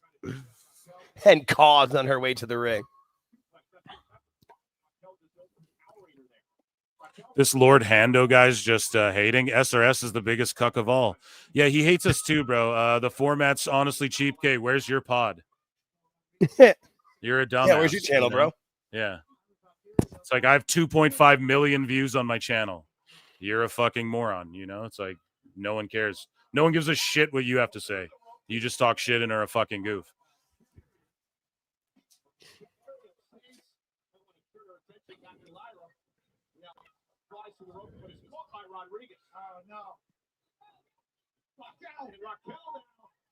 Having a podcast for wrestling's got to be some loser shit. Spending your time in a wrestling podcast talking to people is more losery than that if you're just here to talk shit and hate on them. What are you doing? You have nothing to do, so you have to go to something you hate to talk shit. That sounds retarded, bro. So just so you know, you look like a dumb fuck, please click dislike and stay hating in the chat for a bit if you want. That's cool too. We'll just ignore your ass, or whatever. I don't care. I like going back and forth with you. But yeah, it's like you don't know how like dumb you fucking sound, you know? And like look to everyone. And you're not going to get like rage out of anyone here, right? Like I troll everyone way harder. I invented the Dave Meltzer flutes. I'm that guy. You don't know the flute guy? No. I'm Phil the Flute Guy Marks. What do you mean? No. So we're in commercial. You guys are still getting these commercials, right? USA? USA. USA. Or did they switch to ads? And you guys are getting fucked again. They fixed the ads or what? Let's see. Chat, let me know.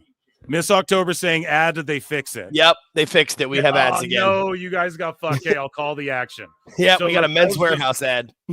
Okay, so Liv's just dancing around on the outside of the ring. Raquel is just flexing and milking the crowd. And just basically, here we go. A big backhand chop. Lyra's ducking everything. Big lariat. Goes for the cover. Kick out at 2. And they're just slowing it down here. Do you think they... I'm the flute guy. Yeah, I invented the flute. You don't know who I am, Brian. Oh, shit. Well, maybe that's who the hando is. Maybe it's Brian.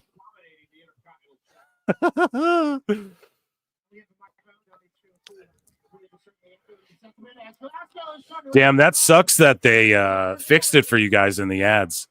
That's terrible. But at least you guys got a taste. You got a daddy magic taste. Yeah, do you know why? We're getting like so fucking much haters lately because I triggered everyone with a Mercedes Moné tweet where I just stated an objective fact, and literally I've had psychos coming at me like nonstop in the DMs, quote tweeting, like everything. Yeah, and then of course like I respond because it's like the more views I get, then I'm gonna plug my fucking pod, you know. So I knew it was coming. I didn't think, I was like, dude, today we're on early, maybe not. No, but they got time. You know, these incels are coming here calling me fucking incel while my wife's putting groceries away and shit. And then dude's like, you got to spend time on it. It's like, yeah, we got time today. This is the Raw watch along. We don't do shit. Yeah. We don't do shit. We just sit and talk shit for the Raw watch along, bro. Chose the wrong day. If this was Wednesday, I wouldn't have even seen your ass, you know? So it's all good. We got time today. Yes, absolutely. Especially with these early Raws. It's like, okay. Right? We're making work. Yeah, I'm just fucking editing all day and writing. So we're all good, man. You know, I got fucking time to take a break. It's all good. We got our evening tonight. It's great. Yeah, exactly, dude. But yeah, so you guys, all it was just Raquel beating her down, working her over, and now she was in the ropes. You guys saw that. Now they're going to pick it up with suplexes and slams in the spots. We weren't getting springboard jackhammers like that fucking during the break, you know? So here we go.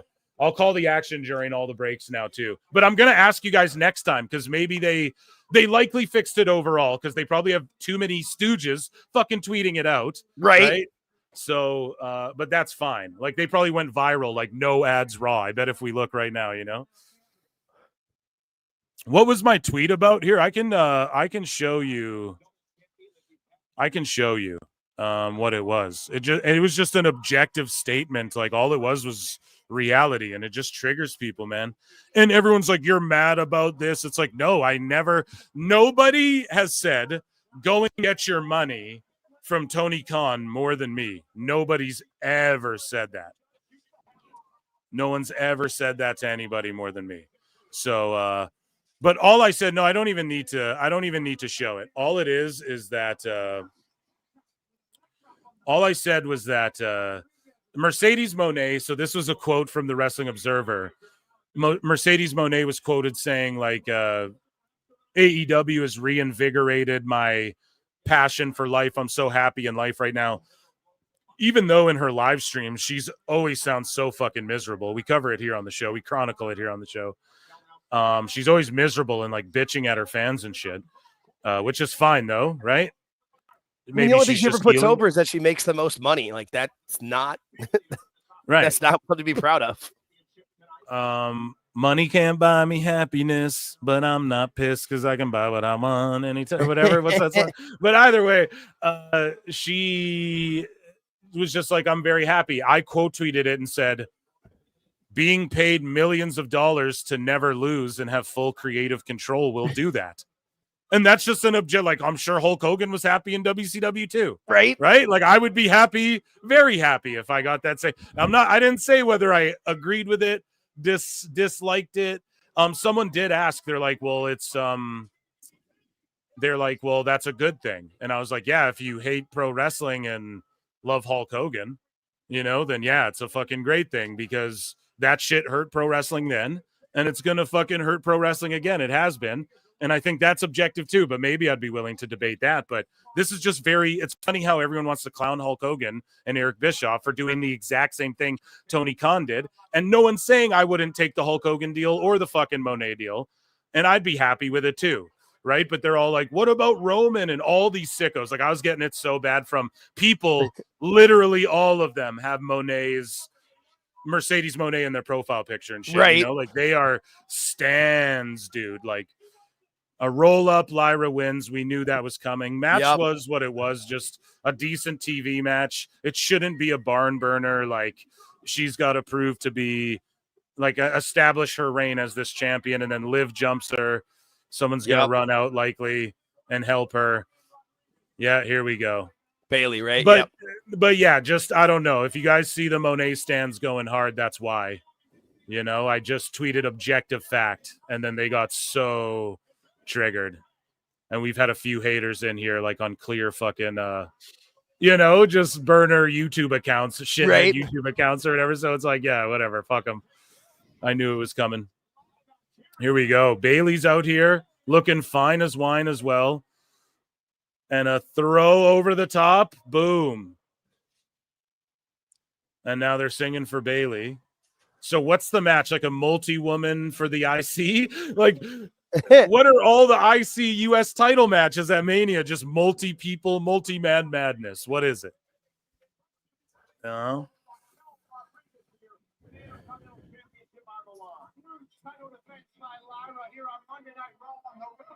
Yeah, I mean, did Liv and Raquel have a tag match at Mania, or do they get involved in this somehow? That's what I mean. Yeah, like when they were both in the chamber match too, or whatever. And it's like, why are you both like the tag champs need to be involved in tag shit, not single people shit, Yeah.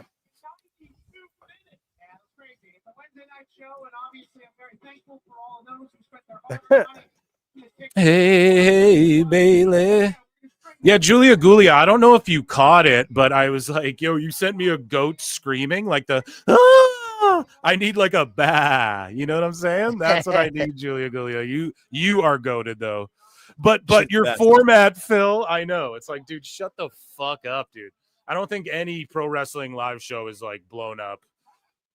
Like has gotten to the fuck, and I don't even like to, I make the joke like everyone listens, confirmed, but it's like I'm just talking shit, right? We're having fun, but it's just like crazy to hate on like, bro, especially in the pro wrestling space. Like people like to say it's dead, and it's just idiots, and I don't know. I think we have a great community. I think we're building something good. I just think these people are angry because Mercedes Moné. You know what I mean? That's all it is, and that's fine, right? I know it comes with the fucking territory, and people aren't gonna like lol cow bait me into like engaging you, other than me just barbing back and forth with you, though. Like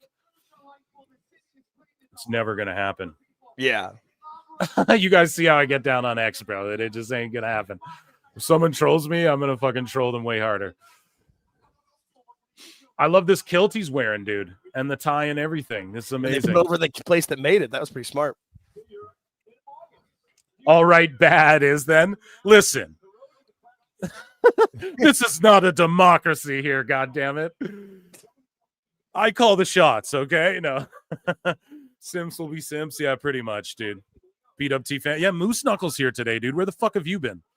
Jesus Right? Christ. Where have you been? Doing Moose things. Yeah. Brady Mac for 5 says, been away a while. It's been a while since I could. Good to see you, Brady. Just wanted to contribute, dude. Thank you. Round of applause for everyone. Consider becoming a member. I see so much greens in there. I love it so much. We got to start gifting some of these haters. If these haters are going to be in here hanging out, we got to fucking gift some of them some, I think, eventually here, too, around WrestleMania season. But thank you, Brady. It's good to see you. The return of the Mac, dude. The return of the Miggity Mac, dude. Let's fucking go. During this vignette here, we already know what's going on. Let's head back over to some Federation news, okay? Federales, let's fucking do it. Where's the...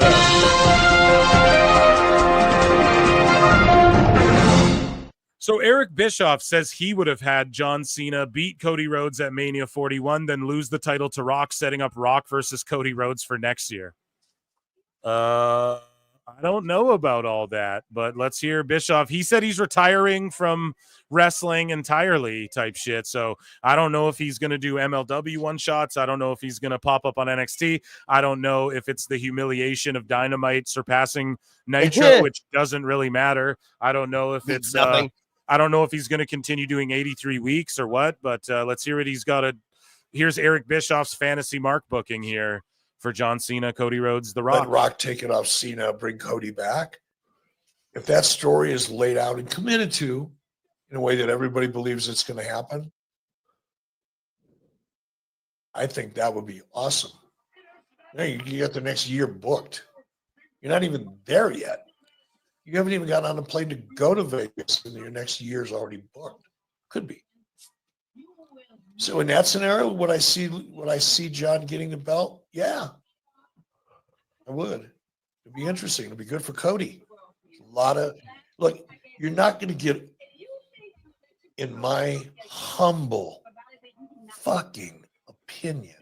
Wow. Cody's not going to get a lot more over than he is staying on top. But he's such a good baby face and such a good face for the company. He'll get more over getting it back than he will holding on to it. That's a good point. Yeah, it's just the chase. And with Cody Rhodes, it's always the chase. And people even criticize him like, oh, as the champion, he's always, people make him look like a bitch and look like the underdog. And it's like, well, that's because that's why he's interesting. You know, like when he's on that road. So until he turns heel, until they decide to do that, which it's only a matter of time for that, couple years or a year or 2-3 years, whatever, whenever they choose to go heel with Cody Rhodes.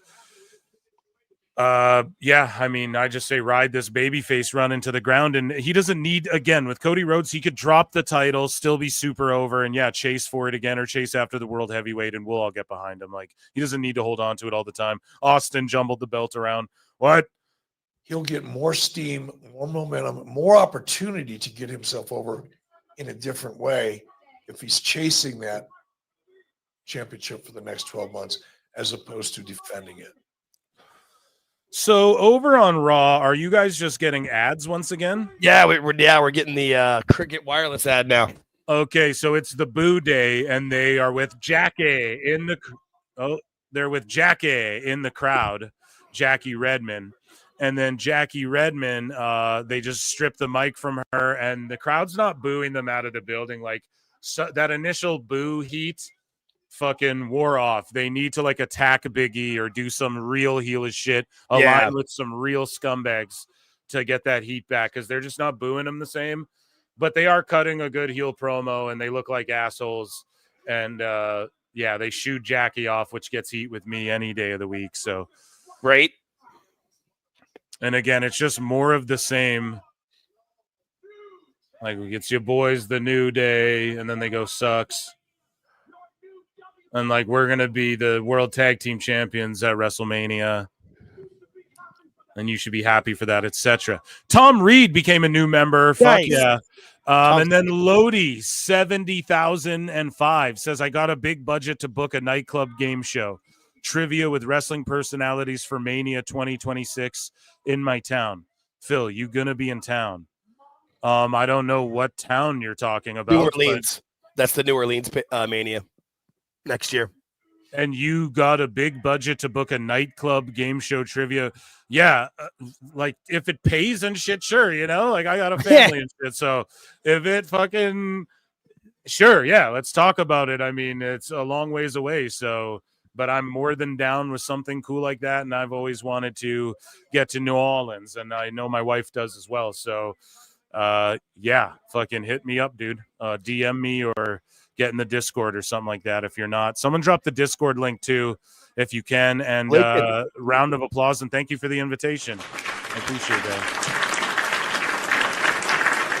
And I'd love to judge it or something. Nice, yeah. Miss October, I think it is. You can visit the Gulf of America. I can. Of course, it's going to pay. LOL. Awesome. Yeah, that's amazing. Then, yeah. Is Raw early next week? Yes, I think it is leading all the way up to Mania. Am I mistaken on that, Jake? I think it's all early. I know at least through March it is. I'm not sure if after March they come back to the States for a point beforehand, but I think it is through all of March. Bye, Lord Handjob. Yeah, that dude, if he's pissing chat off, you can just like mute him or whatever. Mods, I give you fucking permission. Or if he's like saying gross shit or whatever, but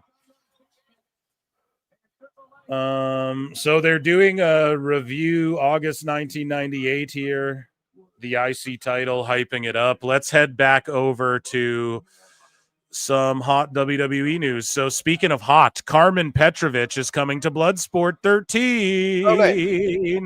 So again, just a huge list of WWE superstars that are going to be there.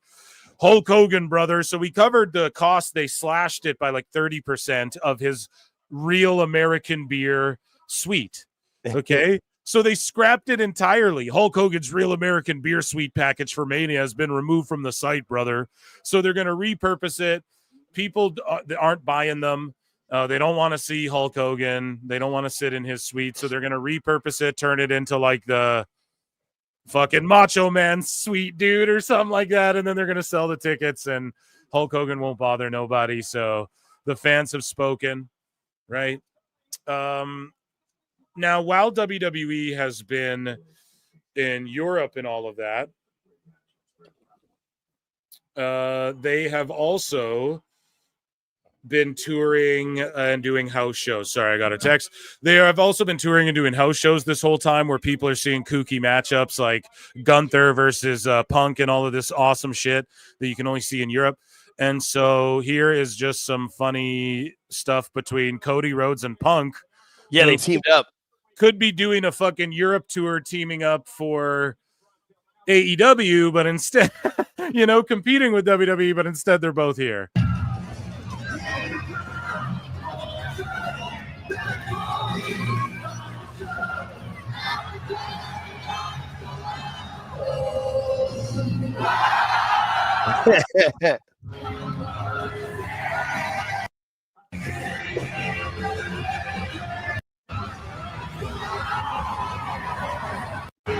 But he's the cancer. Yeah. Look at that Crazy, smile. Man. Crazy that they gave this they gave that up in AEW. This a moment like that right there. I just looked it up. Next Raw is in London, and that's the last show of the European tour. So SmackDown will be early this week, and then Raw will be early. Although SmackDown isn't early in the States because it's on USA.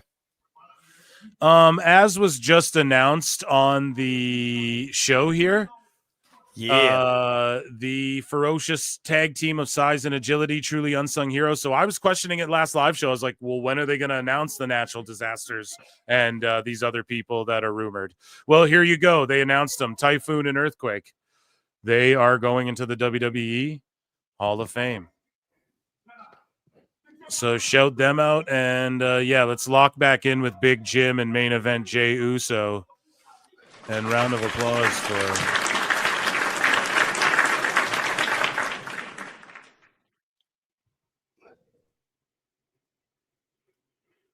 Yeet.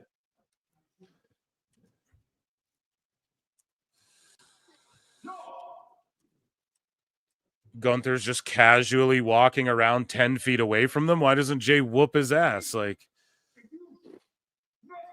oh, Big Jim's calling him out for next week.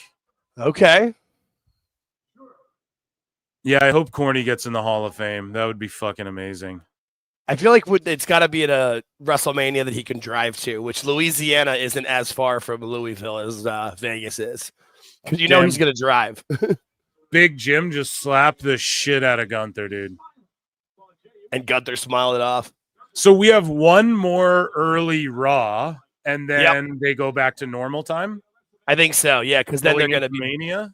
Yeah, because I mean, that puts it only with what, like 2, maybe 3 Raws before Mania? Because it's the 31st that they're going to be in London. Yeah, and then that only leaves the 7th and the 14th as the 2 shows in the U.S. before they're back to Mania. Jesus, it comes up fast. Who would induct Corny? That's a great question. Jimmy Hart. Do you think?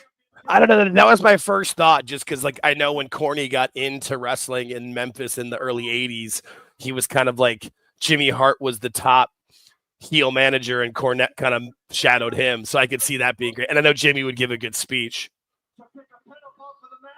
I mean, other than that, maybe like Stan Lane or Heyman, someone said. That'd be funny. Oh, Heyman would be good. Because they've had beef, but they've been friends, but they've tried to work together, but it's, you know. And they're like the only 2 guys who ran like their own independent promotion in the 90s. Yep. ECW and SMW. That'd be cool. People are saying Rock and Roll Express. Well, they're under contract with me, you asshole. No. He did induct them in, was it 2017 or 18? He inducted them. Cornette said he will only go in if he goes in with the Midnight Express. It's still possible because Triple H is a Midnight Express fan. Yeah, induct them all together. Yeah, induct all 4 of them. You could have Dennis, Bobby, and Stan. I know Bobby's gone, but you could still have his kids kids out. Just induct him posthumously. Yeah. Brian Last. No, it wouldn't. It's Brian likes privacy. There's only like 3 registered pictures of Brian Last that I know of. Yeah, and I feel that. I respect him for that, you know? Yeah, I respect. Yeah, that's like where I modeled my show. I'm like, if they are doing it this way, we got to do it this way, man. Make it about the fucking vernacular. What we're talking about is key. That's what I've said about my own YouTube page. I'm like, I'm starting it. I'm happy to do it. And until it pays me what I make full time for a job, I'm not going on camera. Now, if I can somehow make it work where I can get it to pay me like a full time job, sure, I could go on camera. I got no problem there. That'll take a lot of fucking work, bro. Exactly. That's why I'm like, not even, it's nowhere on my radar. Take a lifetime for some people. EO looking fine as wine too. Glittered out, looking like fucking 90s J-Lo or something like that. No, with that outfit, that's like a throwback there. She starts singing "I'm Real" with Ja Rule. I'm real. Yeah. It's the first J-Lo song I can think of. Is that J-Lo? I'm Real? Yeah, it's J-Lo and Ja Rule. Why Ja I know Rule that a bunch look like Ashanti too. Yeah, that was the "What Would I Be Without My Baby." That was that one. Well, it was just like whenever they teamed up, they fucking were dropping hits. But yeah, J-Lo had some bangers back in the day. My wife loves J-Lo. I mean, she's a good role model. Yeah, whenever her shit comes, well, I don't know about all. I don't follow her close enough, but whenever shit comes on the radio, my wife's just bopping to it. You know what I mean?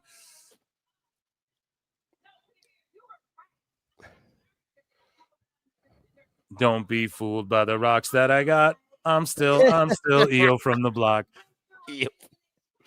Bianca from the block. Used to have a little, now I have a lot.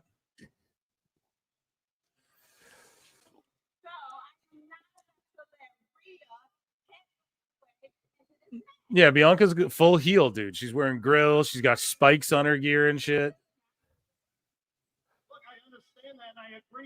I am all for Bianca going heel like she was. Me too. It's about goddamn time. And EO, love don't cost a thing. That's so funny. And we get Rhea.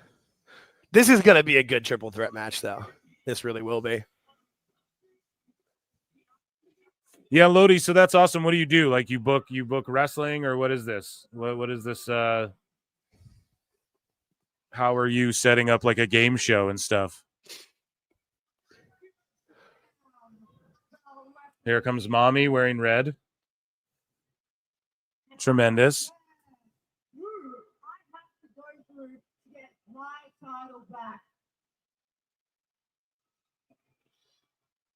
I like that though. Cornette with the rock and roll or whatever. Or the Midnight Express, rather. Sorry, pardon me. Cody Rhodes could induct the Midnight and Corny with all. Exactly. That's a great pull right there, too. That is a good it pull. Keeps it very WWE-ish, and then you have Corny who can, like, cut the promo. They can all say their piece, and then you give Corny the mic last and just let them go. Moose knuckle just flat out. Just saying. Well, see, do you see them all, like, big sistering fucking EO, though? They're all just pie-facing her like, you get out of here. Until she gets pissed. Yeah, so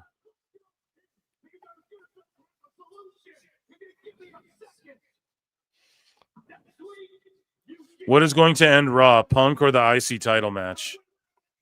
I feel like it's got to be the IC title match, yeah. And then they put it on Penta. That's the problem. It main events because the title changes.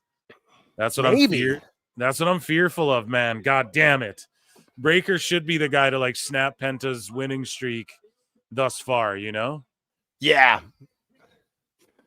No, I think Breaker should hold the title going into Mania and retain. Me too. That's what I'm saying. And I think Penta can lose to Breaker, but then go on and win like 10 more against whoever the fuck. And then when him and Breaker meet again, it's like Bianca getting booed.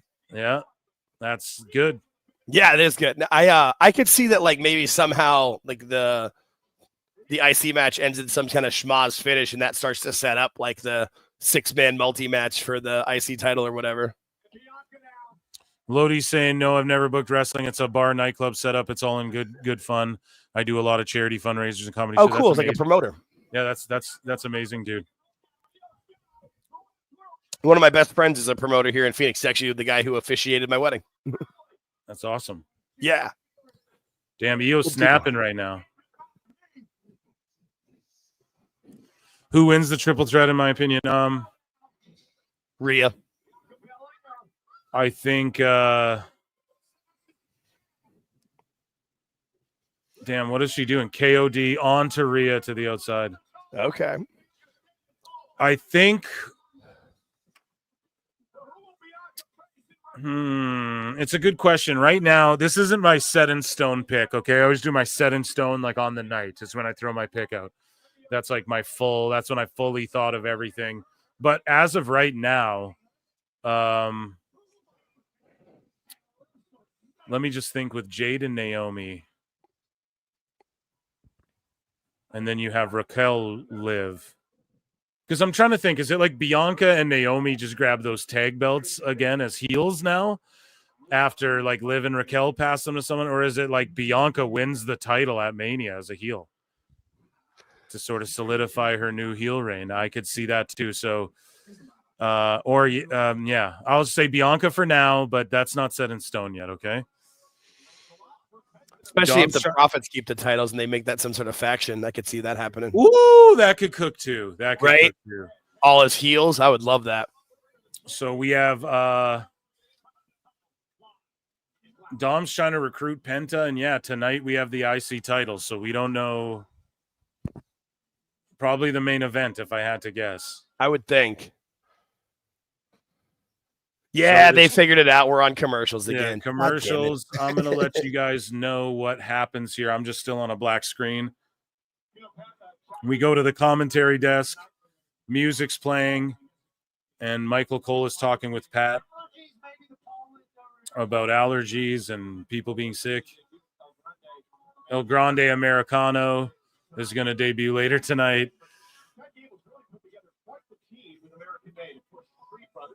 He's putting over the Creed brothers and Ivy Nile.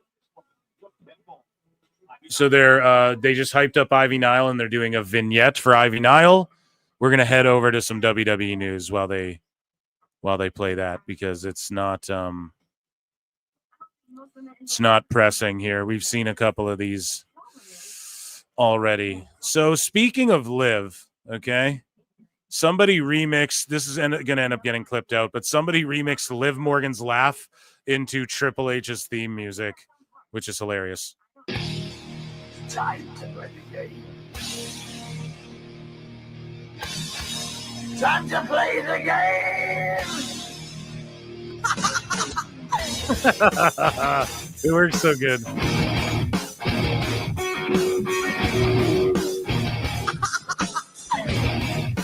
Yeah, that's hilarious.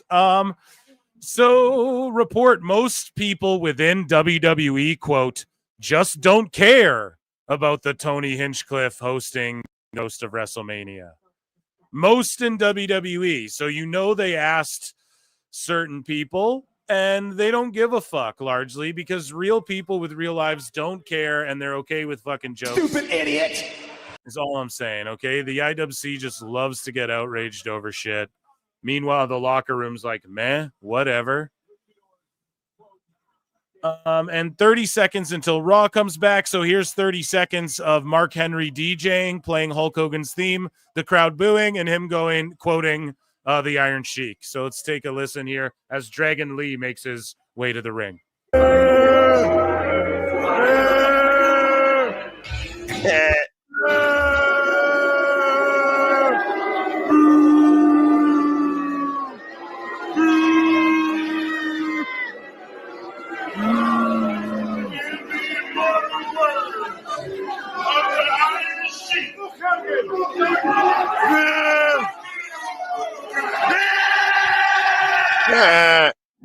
Crazy. And then it goes into Carlito. Craziness.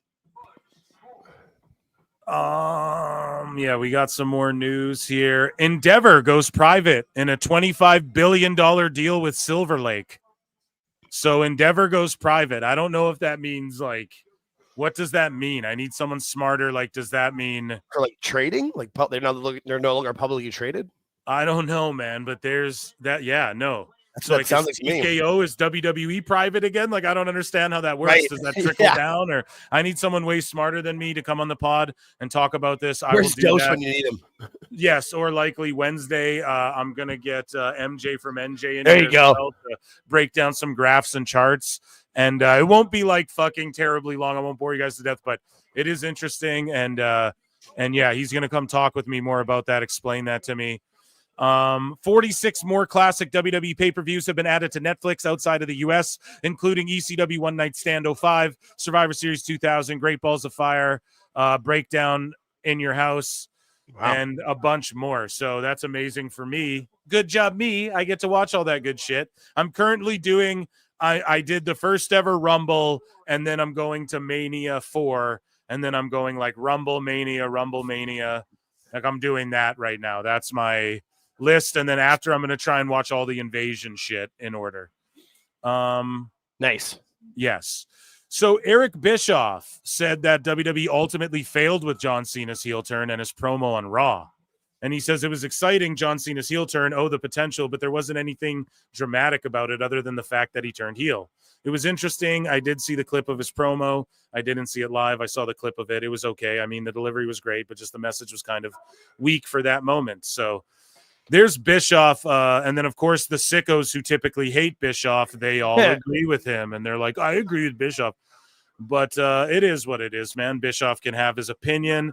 I think this Dynamite surpassing Nitro might have actually got him shook, dude. And you guys know I love Bischoff, but I think it might have got him shook. So let's head back over here for Raw. And we have the Boo Day talking with Pierce, and Dragon Lee's been in the ring this whole time. Bianca's back here now, and we're going to see Grande Americano, the GOAT of WWE, in just a moment. So we're going to lock in for that. So let me read here. Endeavor isn't a stock. I think that means TKO and Endeavor we're always separate stocks. I don't know much more than that. Let me see. They streamed WrestleMania 3 yesterday. Yeah, and I watched it on Netflix the day before. Then what are the odds the next day they're like, here's a stream of it?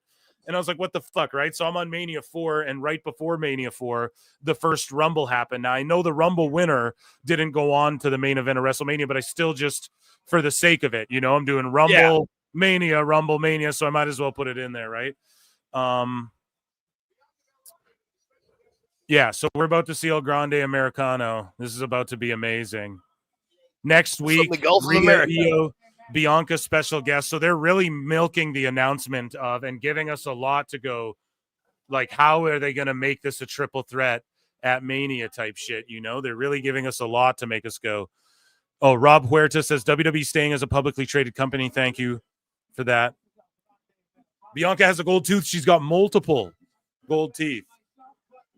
Okay, here's the fucking GOAT.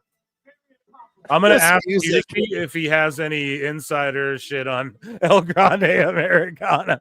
Just kidding, dude. Let me see if Conan knows anything about fucking... Right? Allegedly. The theme, yeah, it's just like I can't get over the music. Just a simple little mariachi. You go to a resort, they're playing this little tune in the smoking lounge. And the smoking lounge. Yeah, dude, it really, Tom, I agree, bro. It fucking sucks that Chad Gable was sick. I was looking forward to watching him compete, but El Grande Americano's here, and I mean, Jesus, a lucha legend from the Gulf of America. Like, I mean, God, my earliest memories of the Gulf of America, that was called the Gulf of America, it was my earliest memories, of him there. And yeah, it's just amazing. I just can't believe he's here. The lucha legend, just spectacular. He's graced WWE with his presence. The real forbidden door has been open, the biggest free agent signing. The prohibited portal. Since Bobby Lashley, you know what I'm saying? I love the fans olaying for them. This is great. But here's the dumb part is Chad's going to start beating luchas now all of a sudden just because he fucking puts this mask on. You couldn't be. It's stupid, but it's like good stupid. It's like, okay. If he it's not just the mask, it's those tassels as well. Yes, dude. So if he pulls this off where he starts beating all these luchas and shit, it's going to be just hilarious, and it's winning me over here. At first, I was like, what the fuck? They're buried to death like American Made, but I don't know. If they all start wearing lucha masks too, that's Ivy Nile with her hair and that coming on the back of it. Yeah. And then they're all pretending not to be them. Yes. It's so stupid. It works though.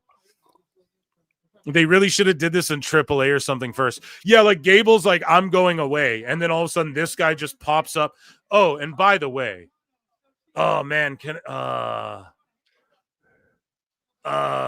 so AAA is really hot right now, guys, right? AEW, right? Let me just X-Files you guys, because this is something I really... Here, let me X-Files, okay? AEW works with CMLL, right? Wouldn't it be crazy if WWE like worked with AAA one day? Like, that would be amazing. So someone in chat is saying like, oh my God! Jesus. The exploder off the apron, my God. But here's the thing, dude. Watch the replay of this. And they both just hit the mat. Oh, my goodness. Hit the mat on the outside of the ring. But listen, okay?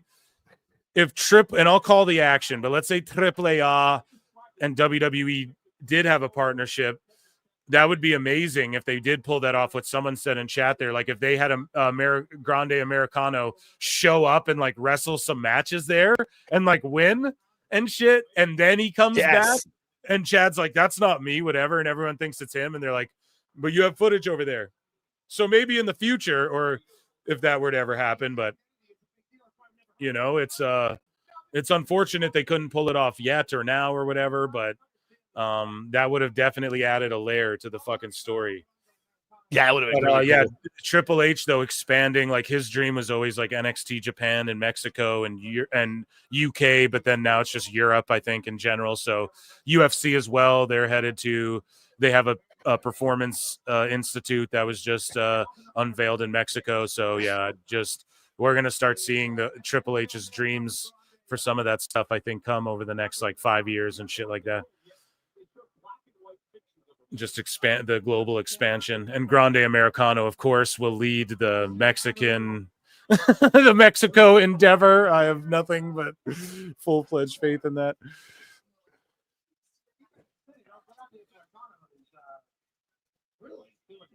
So the first advert that came on during this match was for Goya black beans. So it was really? Yeah, they put that ad in purposely, I feel like. Yeah, you know.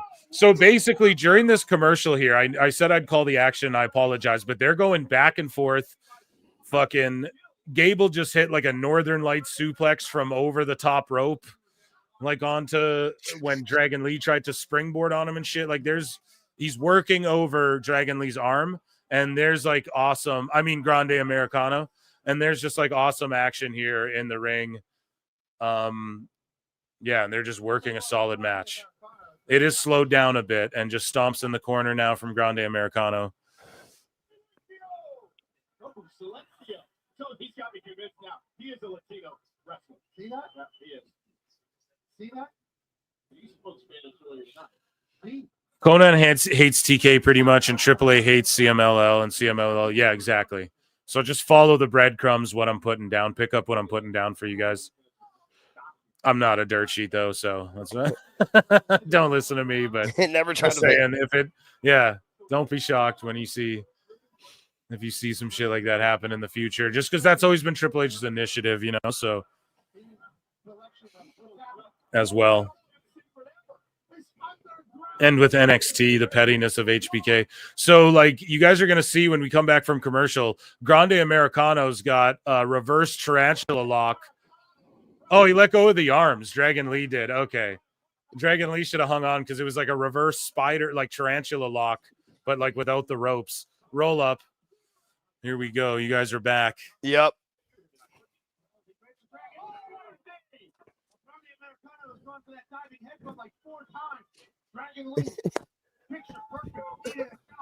Are CMLL and AAA working together? I mean, I don't think they do. I think they have beef, man. Right. That's really don't. Yeah. Wasn't that the issue with AEW where they had people from?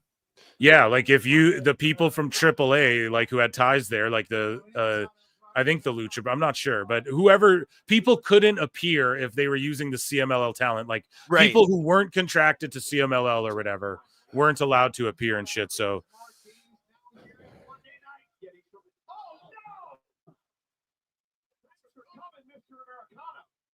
But yeah, like the way we see WWE working with Noah or whatever, like they're working with Japanese companies, and the Japanese companies all unionized. They started like their own NWA, a mushroom stomp, by the way, to the outside. This match is going crazy. But yeah, WWE is going to want to link up with people in Mexico sooner or later. And you can tell from the influx of talent like Grande Americano that they brought. That's 26 likes to bring out Jericho. Sent you a goat sound. Thank you, Julia Gulia. That doesn't work for me, SA. Yeah. Work for me, Hermano. Yeah, that doesn't work for me, Hermano. Exactly, dude. The Hulkster. I actually wrote something kind of similarly close to that, oddly enough, that I want to, which I'm not going to stooge out here, but I want to like make it into a comic book or graphic novel or something like that is what I'm looking at. So I don't know how we start going about that, but something I wrote a long time ago.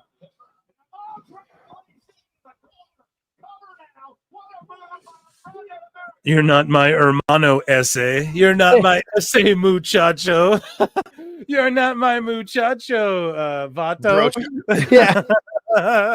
I'm not your Vato. Essay.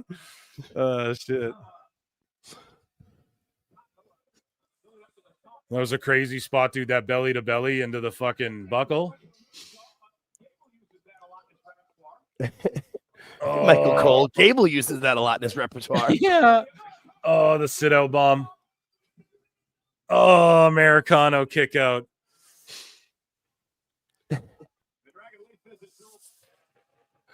Yeah, like it up if you guys can. That would be amazing. Jericho will probably make a visit, but he likes to. Yeah, I just haven't been going hard today because we're just on different times, and the Monday shows are always like the lowered view show of the week, even in the regular time slot. So it's just like, we're not in the regular time slot. I'm not going to hound you guys. Wow, Dragon Lee's mask comes off entirely. Oh my God. And then an ankle, an Americano lock. And Dragon Lee, dude.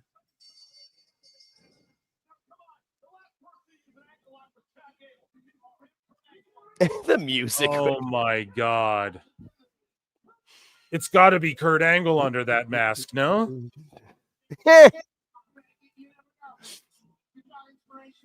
He won. The GOAT won. Grande Americano, dude. Gonzo 316 became a new member. What? Gonzo 316 says, I just whipped your ass.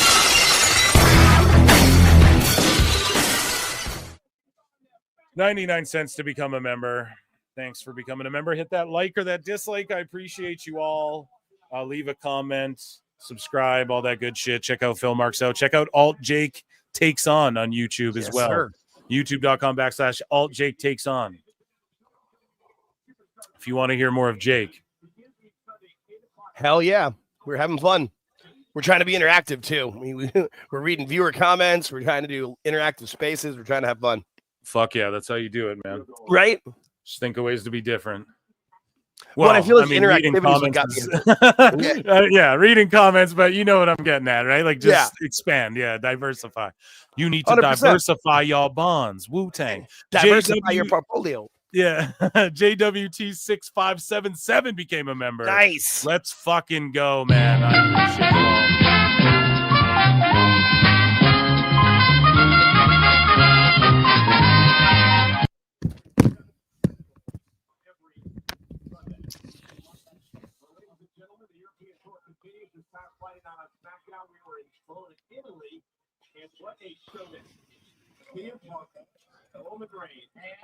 Oh yeah, the brawling Bologna. The brawling Bologna, brother. Bologna. That crowd was hot in Italy. They were hell yeah.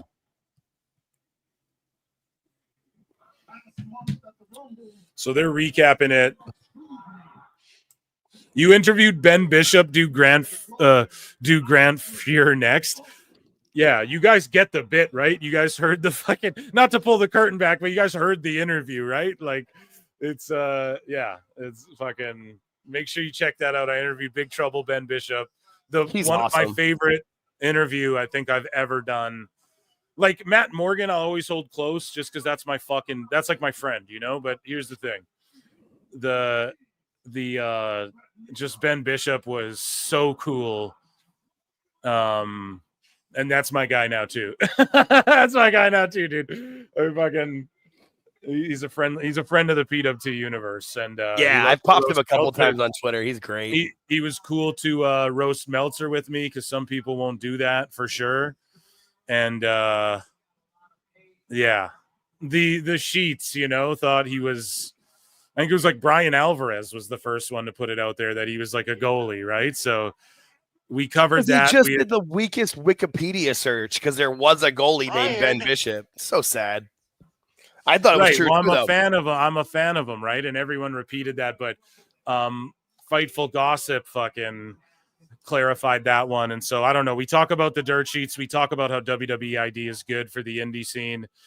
We roast Dave Meltzer. I give him the most compelling interview and ask him the most hard-hitting questions anyone's ever asked a pro wrestler, pal. And that's on Philuminati. Hell yeah. So yeah, guys, he was down with all my gags and everything. So he's really cool. And he's willing to take the piss and dish it as well as take it. So we had fun, man. He's a really good guy. Make sure you check that out. Grande Americano. This is Gonzo 316, man. New member. What? For 5 says Grande Americano needs to face El Generico at WrestleMania. Oh man, dude, that would be pretty fun. That'd be pretty funny, man. We could. Yeah, we could see that even on just like, or on Evolve. They just go there for the shit of it, right? Like Grande Americano versus El Generico on Evolve or something, or on NXT just for the shits. That could be fucking hilarious. I love that idea. Ole, right? That's what fucking Generico used to say. Yes, I am the goddamn Pied Piper. Absolutely, Julia Gulia. You're right about that. Confirmed. The cult is growing. That's cool. That's good. I'm fine with that.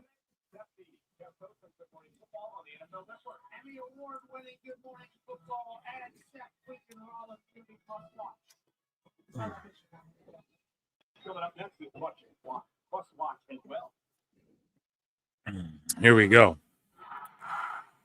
Punk's music hits. Yeah, the IC belt will be the to end the show. Yeah, that makes sense. CM That match Punk. would slap. Holy fuck, this building is packed.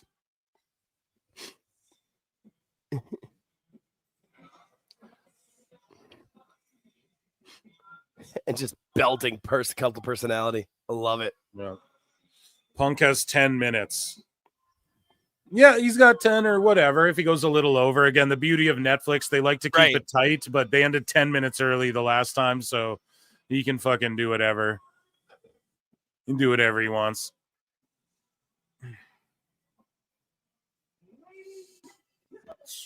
Okay, great. I'm in another cult. Does this one require robes and sacrifice? Yeah, this one's a lot like the movie Midsummer, if you've ever seen that. Oh, no.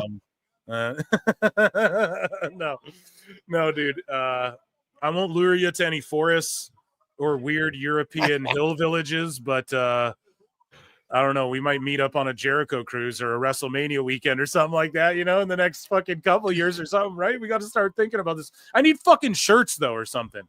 God damn it. I'm going to get on that right away. So merch is key. Merch is key. Yeah, I'm going to be sending some fucking some teas. We're going to get that going, and some little care packages to everyone who gets one or whatever. Yeah, I'm not a big sign guy, but I would definitely wear a PW t-shirt to any wrestling show I would too. Yeah, no doubt. Right? Yeah, 100%.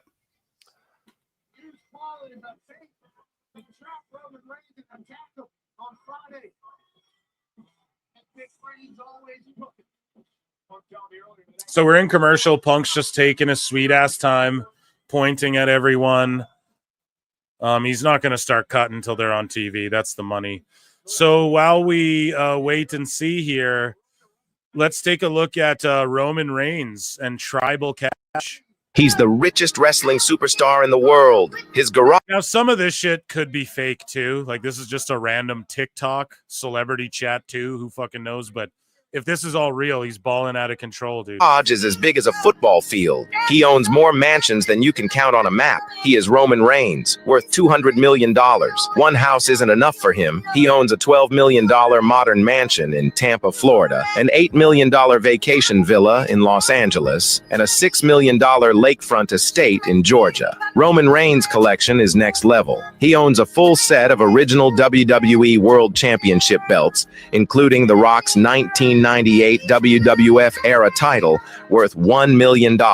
He also has a custom Rolls-Royce Cullinan valued at $800,000. His luxury collection is top tier. His closet is filled with limited edition Gucci and Versace suits, with the most expensive one worth $250,000. He also Like, what? I don't know. Maybe. owns a Patek Philippe Nautilus 5719/10G diamond encrusted watch worth $1.8 million, released in limited numbers worldwide.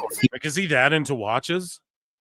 He makes $22 a second. By the time you finish reading this, he just made $1,320. Feeling a little jealous? No, man. I mean, he just seems happy really into for the watches and guy. shoes. Yeah.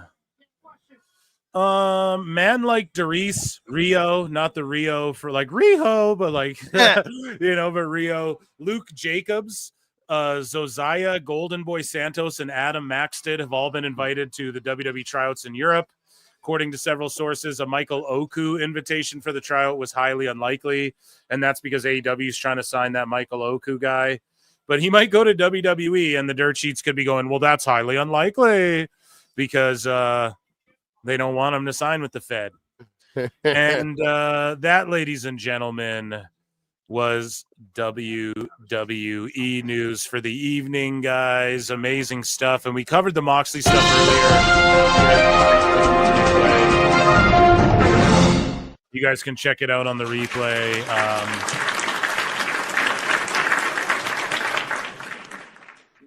And AEW news on Wednesday, we're going to be jam-packed full of fucking Meltzer, AEW news, all of the stuff you love, and some WWE headlines inevitably as well.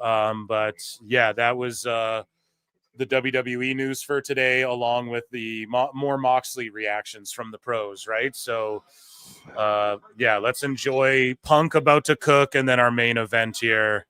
Amazing shit. Like, subscribe, all Jake takes on YouTube. Oh yeah. Phil, Pro Wrestle Clips, Pro Wrestle Times, Phil Marks Out. Those are my channels. Love you guys. Let's fucking lock in. Triple threat. People are saying it's going to be the main event. It's the people's main event. I mean, it really could main event one of the nights, but I don't think it will. There's so many good matches on this card. Yeah, and Julia Gulia, we need a fucking I'm afraid I've got some bad news from Barrett. I know that you sent me like a Shawn Michaels one, which popped me, but we need the Barrett. I'm afraid I've got some bad news. Yeah, and shout out Ashley V2, who was going to slide through, but she might have got busy. I didn't know for sure. Oh, shout out Bad Ash. Yeah, she's cool. Yeah. So I was going to... She potted with me the other day, and it was kind of short because I had Ben Bishop on, so it was like, you come back on soon. Here we go. What's Punk saying? We're locked in.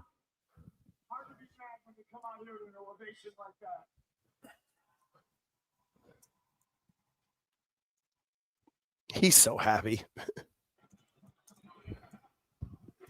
Yeah, they're going nuts for him. I'm a little tired. I am a lot jet lagged. I haven't slept well in the past few days, mostly because of the uncertainty surrounding myself and my road to WrestleMania. Okay. Well, we know that you got a match, so Punk's just saying, you guys are hearing it, the uncertainty. You guys see that nice graphic? Beautiful. But what I want, I'm not getting.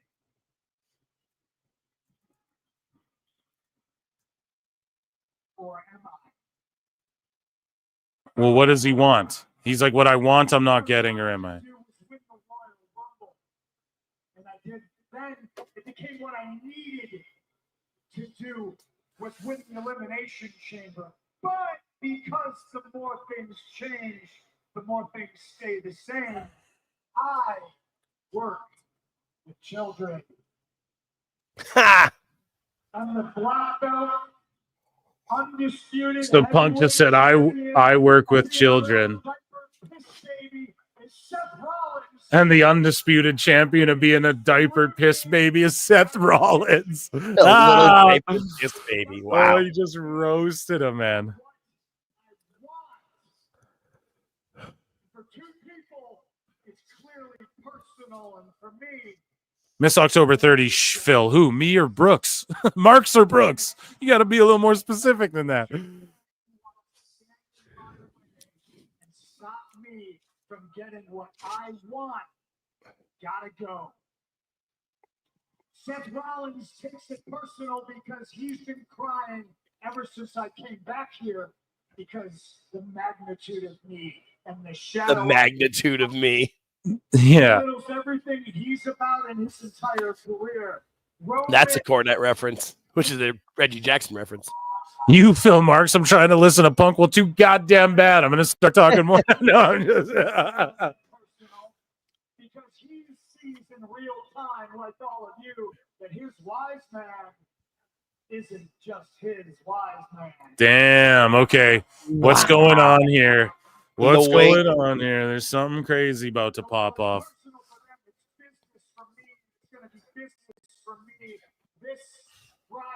London at SmackDown because apparently we're going to have a Miss October trying to fucking minimize the magnitude of me, Phil Marks, over here. Ha! Because they don't like London. That's what they're doing. Why you boo? Yeah.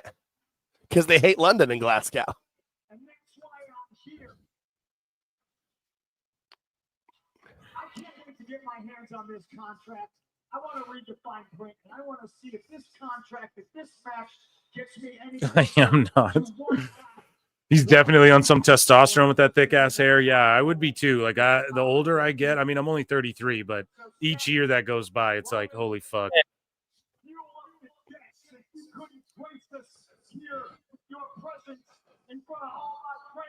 But I got hammered, ate like shit this last weekend. I'm going so clean. Like completely fasted, haven't eaten anything.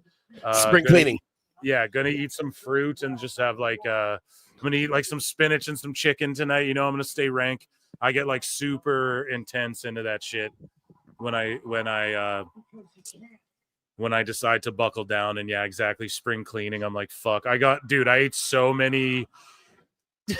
Dude, I had like cake this weekend and shit. I just went out with a bang. I was like, I'm gonna eat everything this weekend and drink every beer, you know, within my reach, and then I'm gonna fucking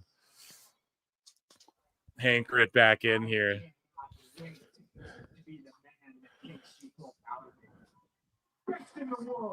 Best in the world, mic drop. Boom.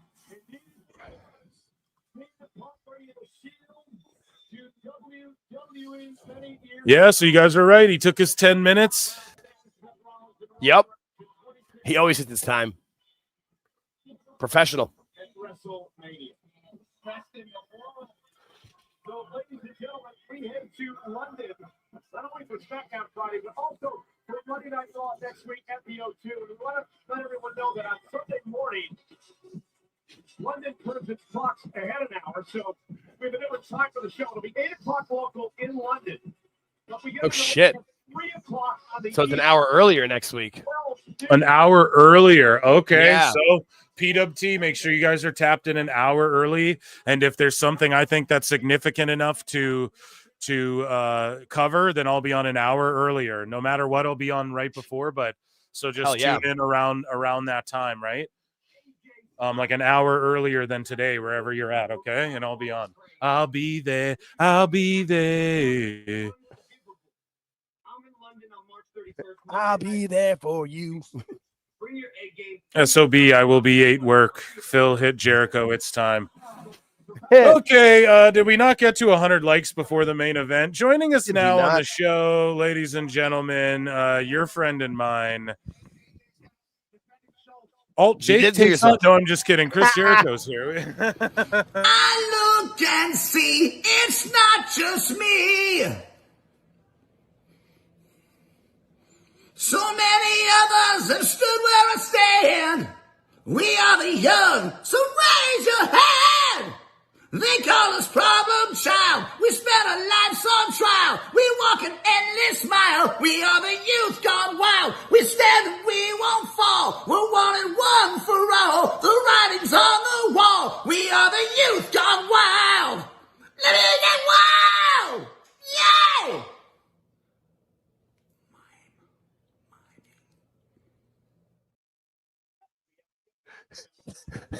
I still don't understand like that bandana he's got in his neck in that video. That doesn't make any sense to me. Well, you're not hardcore unless you live hardcore. I'm going to set a fucking super chat goal for one of these streams where I'll record a whole me singing Judas. Like word for word, my rendition, karaoke style. And or like what, you know, whatever Jericho song or what, I'll duet with him or something. That's how we got to do that.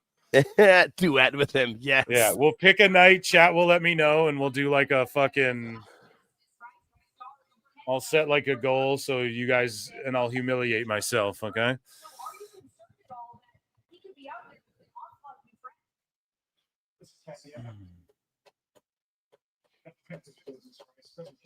Kathy Kelly. In an excellent outfit. Breakers Always here.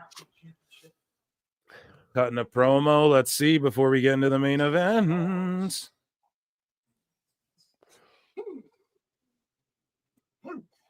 And yeah, guys, tomorrow, Tuesday, during the day sometime, I'll probably pop on for an hour or two, and I'm going to do a members-only Phil Marks AMA. So make sure you're a member and you check in for that. If you're a member, I upload like something pre-recorded or a live stream like once a week. I'm starting to do now. Either I'll go live or I'll record something or yeah. And then there's this other type of content that I'm doing on my Phil Marks Out channel that if I start doing for wrestling as well, members will get early access to those videos too, which is like a scripted content thing. So yeah, ramping up the shit here, folks. Hell yeah. Oh, we're in commercial. Yeah, so we're just Korea looking season. at the belts. It's literally just Alicia Taylor reading like the promo for the European Football Legacy title belts while the pictures are on the screen. And now we're getting the boom. American Made are coming out. Oh, so I don't know what this is about here. They're coming out with Gable, who's got a mic and a tissue, acting like he's sick. This is awesome. Gable rules. There's nothing he can't do.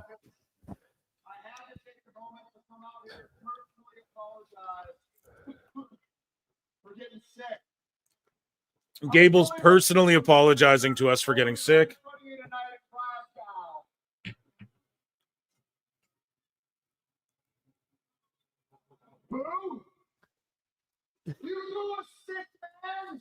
Phil watching the new Snow White.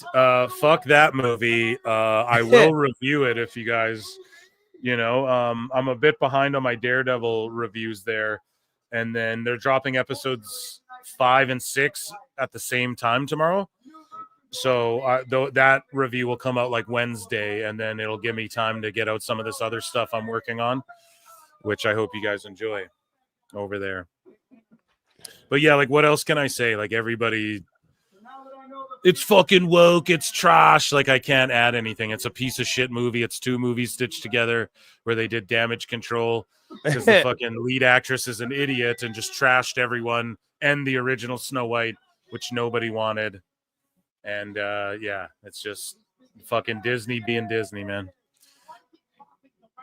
Always doing rewrites. I might talk about it on the channel. So Cole and McAfee are just talking. Gable was just like, I was sick, dude. Then he just left. So just the live crowd. Yeah, Rachel getting what she deserved. Yeah. If you guys aren't, check out my channel, Phil Marks Out on YouTube. That's where I do pop culture shit. And there will be content that's like interactive and where it's like, it's more scripted stuff with video edits though. And like me popping jokes and stuff like that. So if you're into it, go subscribe over here. You guys know what I'm saying? Hell yeah. And support me. That's a new thing for like pop culture, YouTube drama, comic book drama. There's so much like indie comic book drama I'm going to get into. So I'm in, lots of different stuff, but yeah, I'm just like launching that thus far. So make sure you subscribe, and yeah, I'll talk all about Snow White and all that shit over there. Ryan Reynolds, Blake Lively. No, again, I'm late to the party on that, but like other things, when things like that come up, I'll definitely be giving my thoughts over there.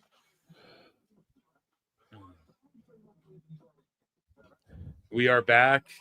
Yeah, and to shill, I guess I'm Phil the shill right now. WWE Shop. I have an affiliate link below. If you guys want to buy any WWE merch, use my affiliate link, and it's no extra cost. You support. They have 25% off tonight. Site like 25% off, man. Use my link below, and then you support this channel. Okay, Penta's coming out, main event. Let's shut the fuck up. Here we go. No more shilling. Thank you guys so much. I'm not selling you fucking dick pills here, or hair growers or whatever, but or shavers.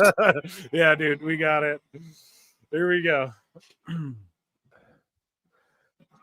I do love the small entrance man. They add more fireworks though, Jake, to Penta's entrance. Like because he's so over. Like he didn't fucking have enough. So over. I feel like this is the stuff when people think like WWE is like counter programming AEW or whatever. I don't think they care about that. But when they can do this and just put him over, this is just showing everybody who's over there like, hey, if we want you to come over here, we can put you over. We can make you a star. In I hope literally with 2 weeks. You're right, dog. But I hope with Ray Phoenix that they do like lightning. That'd be in his cool. vignettes, it's like the lightning, like fire, lightning type shit. I hope they do with Penta. It's like fire and fireworks. I hope with Phoenix they do like lightning and fireworks somehow. You know, like they've done shit like that with the Undertaker. I'm sure And they then could keep think them of a way apart to- for a while on the separate shows, and eventually they team up. But we Yeah, don't need then to when do they that yet. team up together, it's like the lightning hits and Yeah. they both come out together. Yeah, that could be the fire. That would and be then fire. the That would be fireworks. Yeah, so could be good. amazing. You sold me on that one real quick. Yeah. Yes, yeah. please. Because they're eventually going to get back together. But I love that Ray's getting his chance too. Yeah. Over on SmackDown, man. It's perfect. Because you can always fall back on them being a team. You don't need to start with that. Right. Penta main eventing Raw, Ricky and Ethan main eventing NXT. That's amazing. Yeah. And with Disney, yeah, they do. They're pissed at that girl. Gail Gadot's pissed at Rachel Ziegler. Also, you know, Captain America too. Like they're saying, oh, it just passed 400 million worldwide. It's like, wasn't the budget 180 million or something? So then you have to double that minimum for the marketing. Right. So they lost like well over 100 million on that. That's not that big of a hit, but then Snow White to follow that up, you're fucked, man. You're like, oh my God. There was opening night theaters at IMAXs with 1 seat sold, people posting it. Like multiple, like lots of theaters like that. So yeah, they just fucked up, man. And shout out Swoggle, Dylan Postel, who went on Pierce Morgan Uncensored, which I'm enjoying. Pierce Morgan Uncensored on YouTube. I'm enjoying everyone melting down in debates with each other over all this like political shit or whatever they're talking about. They'll talk about like whatever, pop culture stuff as well, whatever, right? And I'm enjoying it. Just the arguments that break out on that shit are fucking hilarious. That's what I'm there for. But Hornswoggle came on as like the expert little dude. I don't know. He was like the expert little guy, and they bring him in and everyone's just talking over him and he was just getting pissed off, man. You could tell. He's like, bro, I'm like, listen to what I have to say about this, you know, this. And he was just ripping them because he's like, bro, so many of us could have got roles, right? Meanwhile, Peter Dinklage is playing fucking the Toxic Avenger. And shout out Selma, by the way. Yeah. I've seen so that. I've seen that. And Toxic Avenger, like Toxie's like a big giant dude, but they got Peter Dinklage to play him in that. So he has no problem with that. But he's one of the reasons the dwarves got fucked up in that Snow White shit to begin with, because of him talking shit. So it's just when you virtue signal and you don't just focus on making the best shit, it's always going to come out cringe. Now, that's not to say like a lot of YouTubers and shit, I find they cop out by like, oh, Barbie's just woke and gay and feminist, bro. It's like, no, it's just not for you, dog. Like, you know, I'm sorry. Like, it's just not a movie for you. That movie's for like girls and shit, you know? So I get it. Like some people just take that route. I don't really do that on my channel. I just call it like I call wrestling, just down the line. I just tell you what I think. And if there is over preachy virtue signaling shit, I'm going to call it out too. You know, I'm going to call it like I see it, but it's just like, I also don't cop out by like every video. It's just, isn't this SJWs, bro? You know, like, it's like, you can't just do every video that way. It's like, come on, man, that gets played out too. So 100%. Yeah. You know, it's so like, many people do and that. every channel does that. It's like, all right, I will call it out though, if it's there, you know, but it's, again, I'm going to give leeway. I'm not going to sit there and get mad at Barbie because there wasn't like cars exploding in it or whatever. Like, you know what I mean? It's for fucking Didn't little expect girls, it from man. that one. Yeah, it's like Braun's so fast. He's so fast, so good. Big shoulder tackle. Fucking Penta too. He's just gonna sell his ass off for him, like we've seen him do. The shoulder tackles. This could be Penta's time here, dude. Could be. I still think Braun will win it, but we'll see. Yeah, I wonder if Breaker's got boo-boo face this week, chat. No. You guys remember last There time? were so many convinced last week. I know, everyone is so pissed. That's one of those things where like boo-boo face absolutely exists, but what I was saying in the chat was that like too many people think that there's always boo-boo face in every match. I'm like, that's not. They're just intense sometimes. Yeah. Sometimes there definitely is. Like he's like, I remember you said with like Jade Cargill when she lost her title in AEW, you could tell it was going to happen. There's some. Oh yeah, she's had it too. And there was another time when her and Bianca lost the tag belts. Yes. And she came out and Bianca was like cheering her up. Like she's like, it's all good. She was like talking to her and we called it out and they lost. We were like, oh, boo-boo face. So I think some people you can tell. But yeah, Breaker with just an epic dive. Breaking fucking Penta's back, no Diddy, over that announce table, and here come Dom and Carlito as we head to replay, head into the commercial. No more Barbie talk, no more woke, SJW hater talk or whatever the fuck. We are locked in, and I will call the action here. Okay? So we have a kilted McAfee looking alarmed here that the Judgment Day are here. Breaker's like, you guys get out of here. And now he's got Penta going to throw him back in the ring, and I'll call the action.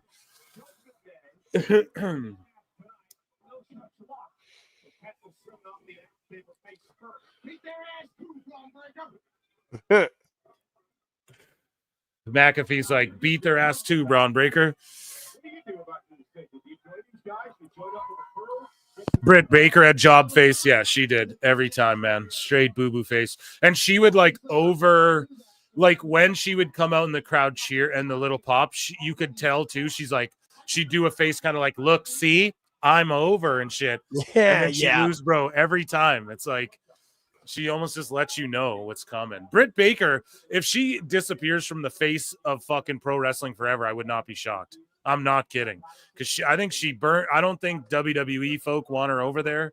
No. And I think Adam Cole is so beloved by Tony Khan that when Britt broke up with him, doesn't matter elbow rumors of cheating or not. When Britt broke up with him, that's a death sentence for her because he's such an Adam Cole fan. And we've seen that in the 10 and the minutes Mercedes Tony stuff Khan. too. I feel like So all we got that combination. Yeah. We have Breaker just slowing things down, grinding him out. He went for a quick cover. Penta grabbed the bottom rope at 2. Looked at the ref. Now Penta's firing up and fighting back here, guys. So punches, chops, a boot to the face out of the corner. Now it's slowed down again. So while I was jabbering there, Breaker's basically just walking around, a couple stomps here and there, talking shit. We're going to get a Northern Light suplex, a standing, I don't know what you want to call that, like a standing back body drop or a Northern Lights where he just throws them. He doesn't follow through. Cover, 1-2, kick out. 45 seconds. Crowd is chanting ole, ole, ole, ole. They're going ole, ole, ole, ole, cero miedo. That's what they're chanting.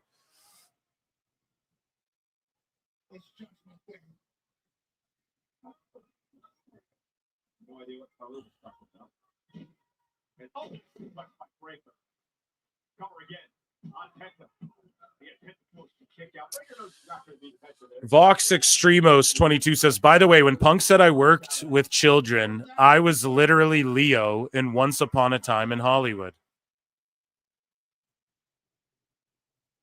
You were.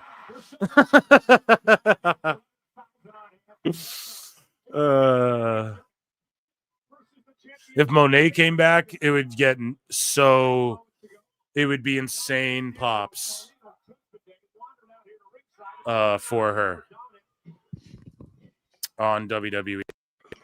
I think they would go insane. They'd melt, dude. Her fans are fucking insane, and she has so many stands that don't fuck with her in AEW, but if Sasha comes back,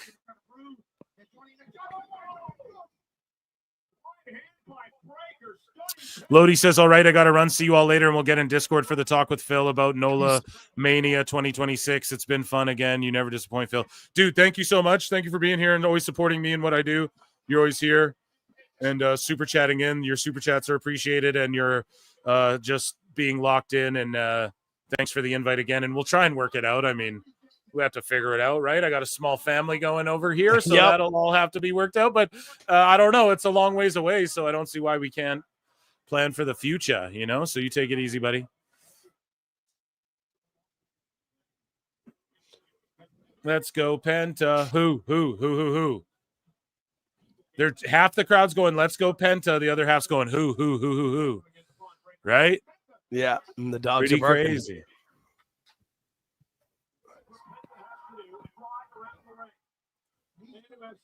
Zero fear. Penta now. Oh, caught by a big right by Breaker. Time that up perfect. Penta out. Braun in control. Oh. A backstabber. Carlito would be proud of that, he says.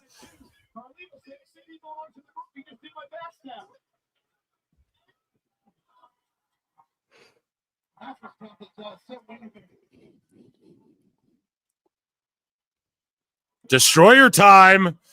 Destroyer time. Nope. Wow. Jesus. Military press. Knees to the mid. Kick out at 2. Here we go.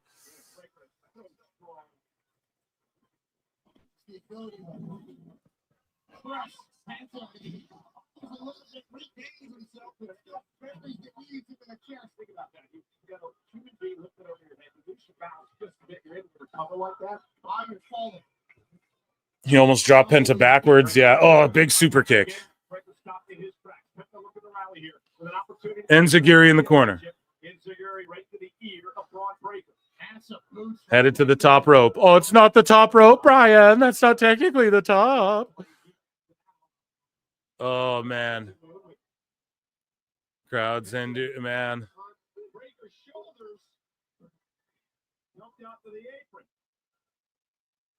Oh, the jumping head scissors from the outside.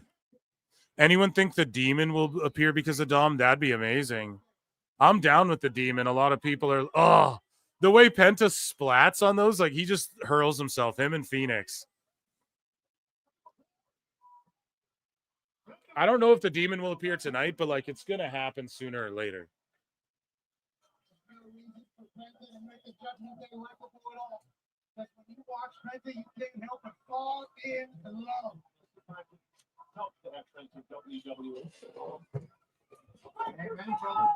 Mexican Destroyer he's calling for. Mexican Destroyer.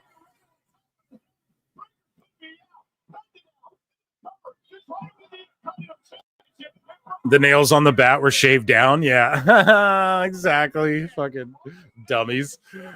That shit's so stupid.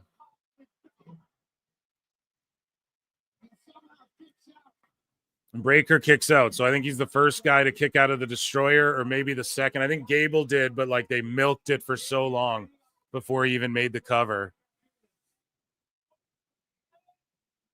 And Jake disappeared out of nowhere, guys. I don't know what's going on with him. Maybe he just, I don't know, going to the bathroom or something, but he'll be back. And if not, then oh well. Check out his channel. All Jake takes on. Penta Driver.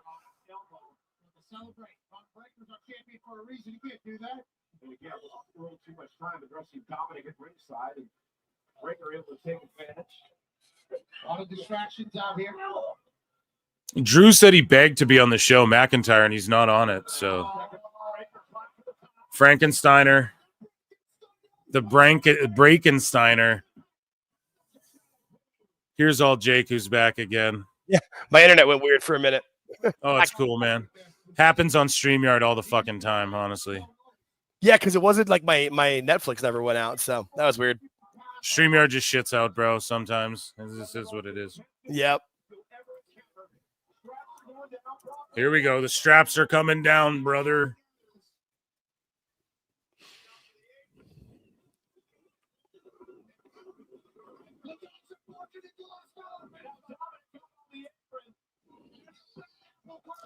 Oh, and then Lido. No, he gets thrown in the ring. Oh, he's going to waste his spear on Lido. Boom. Why isn't the ref DQ and shit, though, if Lido's just in the ring? Like, come on. I get it. That's being a little nitpicky. Oh, it is a DQ. Wow. All right, there's the DQ. Who called it in chat that it was going to be a fucking I said it. DQ? Was that you?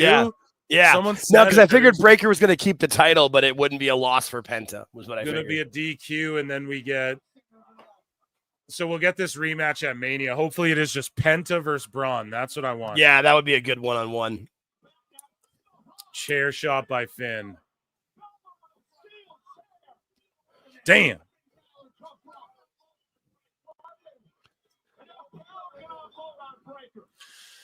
Boris says, FFS, Penta's last 12 months in the dub, he'd phone his matches in. Now he goes crazy in there. Yep, that's what I've said on my show.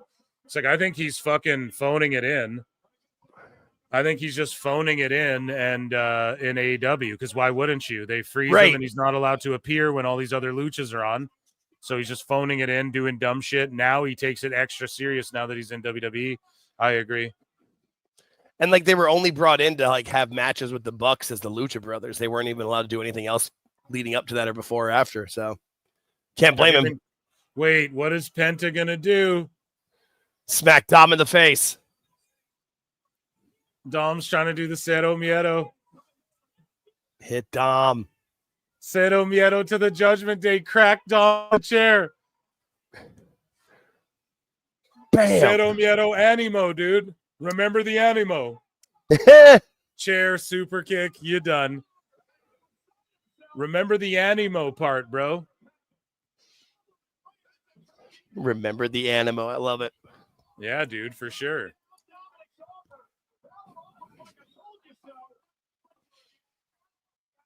And then Finn. So I think triple threat at least, then Finn, Breaker, Penta probably. That would make sense. And then I would love to see Demon Finn versus Penta as well. Like that shit would cook for the fucking title down the line. But yeah, I think that's so another triple threat. God, Finn's terrible fucking music, man. Yeah, it's real what bad. A travesty to fucking wrestling themes. Especially the initial solo theme was so good. It had the fan interaction. So again, they're ending they're ending this like 7 minutes early here. So they're in London, UK, an hour earlier. Chat. So Monday. Monday. They are doing it 1 hour earlier than this one started. So I'll try and go an hour earlier than that. So we were live at 1 p.m. Today, my time. So that's, I think, 3 p.m. Eastern. So it'll be noon my time, 2 p.m. Eastern will be when I'm on the air next Monday. Wednesday, show goes down at the same time, same place. And on Saturday as well. What's this Saturday? Is it AEW Dynasty or whatever, Jake? I don't think so. I thought that was like more April. I thought that was in like April 20 something. Okay, so this Saturday, I'm going to go live a little bit earlier again, but I think that was the perfect time, like with the turnout we had. So, because we end up just going 4 hours anyway, so it's pretty much the same thing. So yeah, I'm going to, just because I think the East Coast, my East Coast play is like that a little bit more. So I'm going to do that as well, unless there's something I'm not thinking of that's on Saturday. That's like a key thing we need to tune into. You know, because Collision's just like, whatever, you guys. You know, it's I fucking, you know, April Dynasty's 6th not even. Yeah, April 6th. That's Sunday. So yeah, we'll hang out Saturday, the same time. Just tune in at the same time, and then make sure you tune into Phil Marks Out. Make sure you tune into at Alt Jake Takes On. And Hell yeah, he does spaces on Sundays there with George Capture. Damn Skibby. Dynasty, we're gonna do that one. If it's on a Sunday, I'll switch and do that one because I didn't do the last AEW pay-per-view. But either way, I want to thank you all for tuning in. This has been a fun time. 3.5 hours. Round of applause for Alt Jake who came on and everyone. Always happy to. I appreciate you all, and drink lots of water, take care of each other. And make sure you hit the like, subscribe. Until next time, I will see you all in the Upside Down. Thank you for hanging out with me so early. And if you're watching the replay, appreciate you too. Until next time, we'll see you in the Upside Down. Peace. Peace.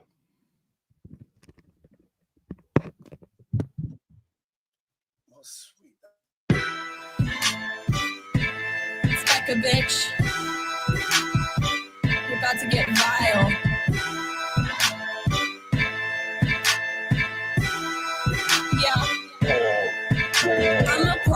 queen, but I keep to myself, stacking high green. You're in debt to your health, AARP. Ain't shit old but my wealth, and my oppie's getting dumber every day. Ha! Up in the gym, but I never need a witness. Tonic and gin, when I'm working on my fitness. On Becca, on God, I'll make you wish you had this hot bod. On Becca, on God, I'll make you wish you had this hot bod. On Becca, yeah, on God, I'll make you wish you had this hot bod. On Becca, on God, I'll make you wish you had this hot bod. I be flexing like the dudes high on tread, all natural. Better give her tens. They say Blondie, how you getting those abs? Hey Bobby, let me call you a cab. Long legs, I'm a woman in STEM. My eggs, fertile, healthy, and femme. My trades, flowing free like the Thames. And my haters getting madder every day.